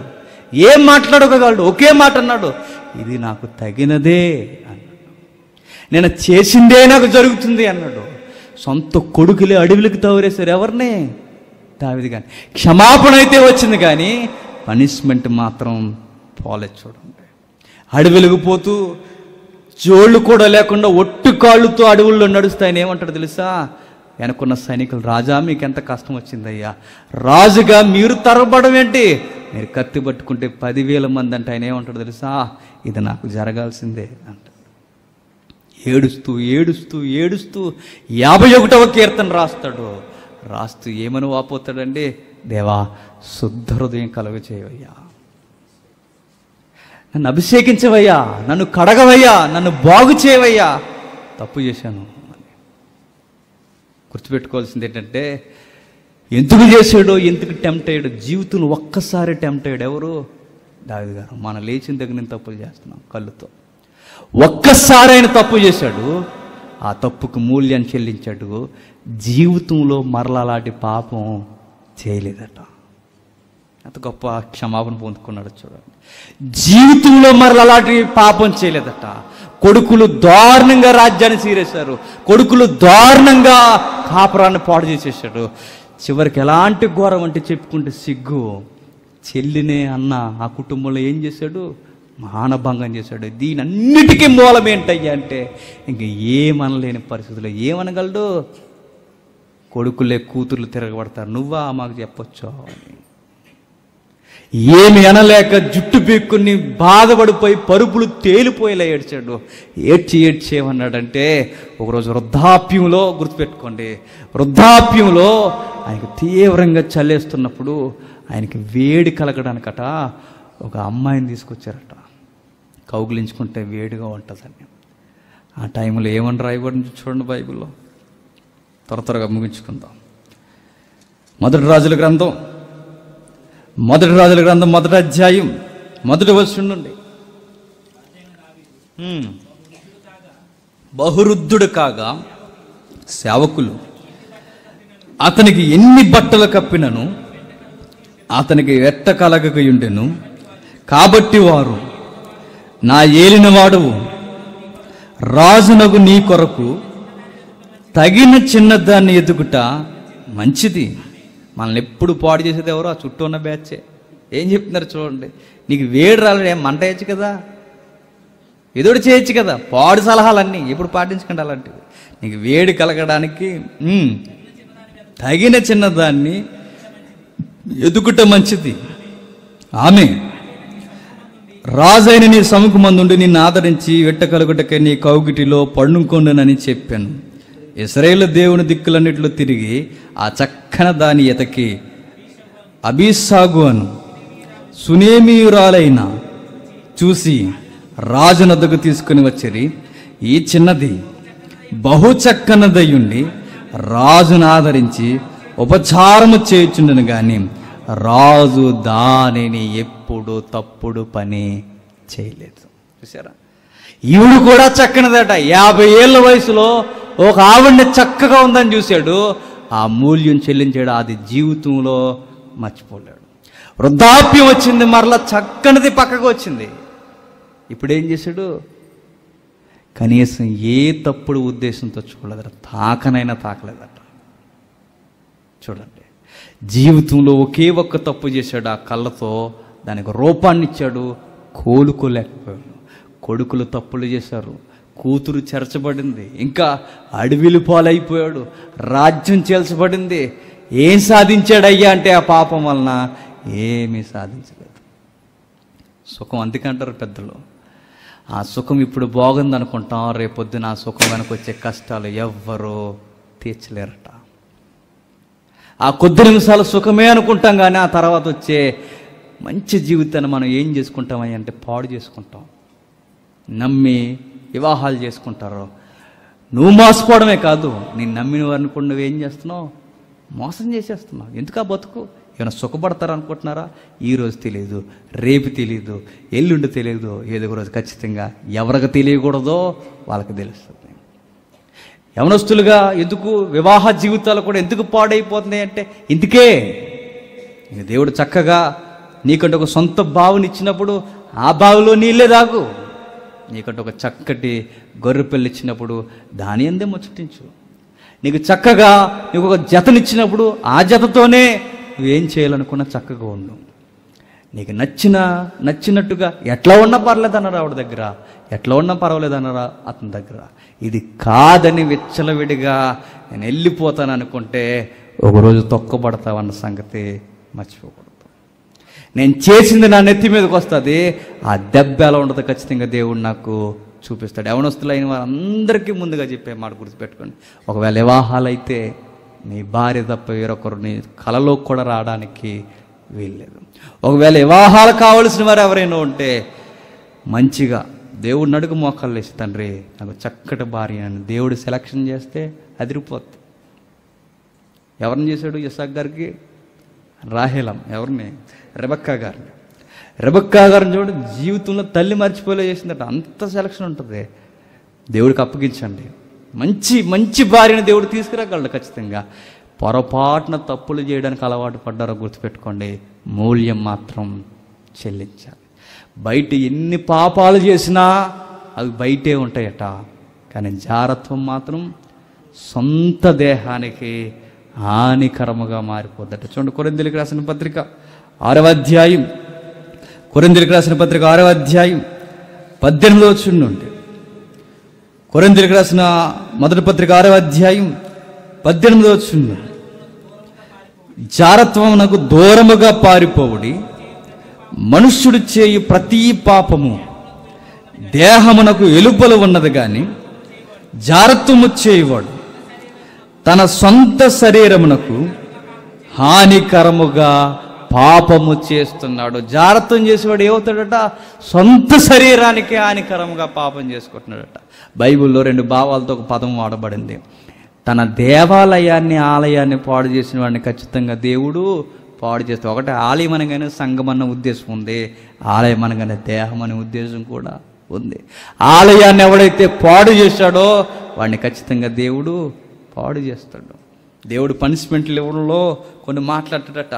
ఆ మాట్లాడి చెప్పనా, శత్రువుకు అప్పగించడం ఒక పద్ధతి అయితే, నిన్ను పాడు చేసే సహవాసాన్ని కూడా అప్పగించే పద్ధతి ఒకటి ఉంటుందట. అదే భ్రష్టత్వం. సామెతల గ్రంథంలో ఉంటుంది, భ్రష్ట స్త్రీకట మనల్ని అప్పగించేస్తాడట, జాడ్యంలో మనల్ని పట్టి పీడించేస్తుందట, మన జీవితం దౌర్భాగ్యం అయిపోద్దట, మన మార్గం పాతాళానికి దిగిపోతుందట. ఇప్పుడు గుర్తుపెట్టుకోండి, దేవుడు కోరికలను తప్పుపట్టడు. ఆ కోరిక వివాహం అనే ఒక పద్ధతి ద్వారా ఉండాలి ఖచ్చితంగా. పౌలు గారు అన్నట్టుగా, ఒకవేళ మీ మనసు నిలుపుకోలేకపోతున్నారా, పాపం చేయకండి, వివాహం చేసుకోండి, తనతోనే మీరు సంతోషంగా ఉండండి. కాదని తప్పులు చేశారో ఖచ్చితంగా మన నష్టాన్ని అనుభవించాలి. దావీదు గారు ఎంత బాధపడ్డాడో 51వ కీర్తనలో కొన్ని మాటలు, రమ్యమైన మాటలు చూసి ముగించుకుందాం. 51వ కీర్తన 2వ వచనం నుండి, నా దోషము పోవునట్లు నన్ను బాగుగా కడుగుము, నా పాపము పోవునట్లు నన్ను పవిత్రపరచుము. నా అతిక్రమములు నాకు తెలిసే ఉన్నవి, నేను తెలిసే చేశాను, నేను తెలిసే ఉన్నవి, నాకు అర్థమైన ప్రభువా, నేను తెలిసి చేసిన పాపం ఇది. నా పాపం ఎల్లప్పుడూ నా ఎదుటి ఉన్నది, కేవలం నీకే విరోధముగా నేను పాపము ఎప్పుడు అర్థమైంది దీనికి? యోబు గారికి పాపం చేయకముందే అర్థమైంది. నేను పాపం చేస్తే ఎవరికి చేసినట్టు? దేవునికి వ్యతిరేకంగా పాపం చేసినట్టు. దావీదు గారికి ఎప్పుడు అర్థమవుతుంది? పాపం చేసిన తర్వాత అర్థమవుతుంది, దేవా కేవలం నీకే, ఆ పాపం నా కొరకు కాదు ప్రభువా, ఆ పాపం కేవలం నీకే విరోధముగా నేను పాపం చేశానని ఈ కీర్తన ఏడుస్తూ రాశాడట. విచిత్రం ఏంటంటే, ఈ కీర్తన గ్రంథంలో ఈ కీర్తన హైలైట్గా ఉంటుంది. క్రైస్తవ్యానికి పశ్చాత్తాపం ఎంత సుపరిచితమైన కీర్తనో, కానీ ఎవరు దాన్ని పాటించరు. ఇంకా ఆయన బాధపడుతూ ఏమంటున్నాడో చూడండి, హిమము కంటే తెల్లగా నుండినట్లు నీవు నన్ను కడుగు దేవా. 10వ వచనం, దేవా నా యందు శుద్ధ హృదయము కలుగు చేయము, నా అంతరంగములో స్థిరమైన మనసు నూతనముగా పుట్టించు. నా మనసు మంచిది కాదు ప్రభువా. నిజమైన మారు మనసు ఏంటో చెప్పనా? పాత మనసు చచ్చిపోయి కొత్త మనసు రావడమే మార్పు. అదే మారు మనసు. ఇంకా చెప్తున్నాడు చూడండి, నీ సన్నిధిలో నుండి నన్ను త్రోసివేకు. నీ బతుకు ఎలానే ఉంటే దేవుడు ఏం చేస్తాడట? తోసేస్తాడట. అన్నిటికీ చెడిపోయి బిక్కుమని చచ్చిపోతాం. యంగ్స్టర్స్ గుర్తుపెట్టుకోండి. ఇంకా నెక్స్ట్, నీ పరిశుద్ధాత్మను నా యొద్ద నుండి తీసివేయకము, నీ రక్షణ ఆనందము నాకు మరలా పుట్టించుము. సమ్మతి గల మనసు కలగజేసి నన్ను దృఢపరచుము. అప్పుడు అతిక్రమం చేయవారికి నీ త్రోవలను బోధించి. ఇప్పుడు ఈయనకి ఎక్స్పీరియన్స్ వచ్చింది. ఏమంటున్నాడు? నా జీవితంలో మరలా నేను తప్పు చేయను ప్రభువా, నేను చేసిన తప్పు మరలా ఎవరో చేయకూడదని నేను బోధిస్తాను. ప్లీజ్ మై లార్డ్, నన్ను క్షమించు అని అడుగుతున్నాడు. నన్ను క్షమించవా? ఎలా అడగలేదట, ఏడుస్తూ అడిగాడట. ఏడుస్తూ ఆ వర్ణంలో ఆయన పరుపులు తేలిపోయాయట. ఆయన నిద్రపోతున్న ప్రాంతం అట తడిసిపోయిందట. ఏడుస్తూ అంటున్నాడు, నన్ను క్షమించు ప్రభువా, నీకు మాటిస్తున్నాను, మరలా నేను తప్పు చేయను, నేను చేసిన తప్పు మరలా ఎవడో చేయకూడదని అనేకులకు నేను బోధిస్తాను ప్రభువా అన్నాడు. జీవితంలో ఒకే ఒక్క తప్పు ఆయన మరలా తప్పు చేయలేదు. ఆ తప్పుకి ఎంత మూల్యం చెల్లించాలో అంత మూల్యం చెల్లించాడు. మనం కూడా గుర్తుపెట్టుకోండి, నూతన నిబంధన కాలంలో ఉన్న మనం తప్పు చేస్తే మరీ ఘోరమైన పనిష్మెంట్ ఉంటుందన్న సంగతి మర్చిపోకండి. గమ్మత్తు ఏంటంటే, పాత నిబంధనలో ధర్మశాస్త్రాన్ని ఆనుకున్న వారు తప్పులు చేశారేమో, కానీ క్రొత్త నిబంధనలో ప్రభువును ఆనుకున్న అపోస్తులు ఎక్కడా తప్పు చేయలేదు. అది ఎంత గొప్ప స్థానం, ఎంత కృపాకాలానికి వచ్చామంటే, ఆ ధర్మశాస్త్రం భయపెట్టిందేమో కానీ పాపం చేయకుండా ఆపలేకపోయింది. కానీ ప్రభు ప్రేమ, ఆయన త్యాగం, ఒక్క ఇస్కరియోతు యుద్ధ డబ్బు తప్పు చేశాడు తప్ప మిగిలిన వారెవ్వరూ ఎలాంటి దుష్కార్యాలు క్రొత్త నిబంధనలో అపోస్తుల మధ్య మనం చదవలేము. ఎందుకయ్యా అంటే, క్రీస్తు ప్రేమ వారిని పట్టేసుకుంది. అందుకే ఒకవేళ ఎలాంటి భయంకరమైన మనసు మనకుంటే ఈరోజు అడగండి, దావీదు కుమారుడా నన్ను కాపాడవయ్యా అని.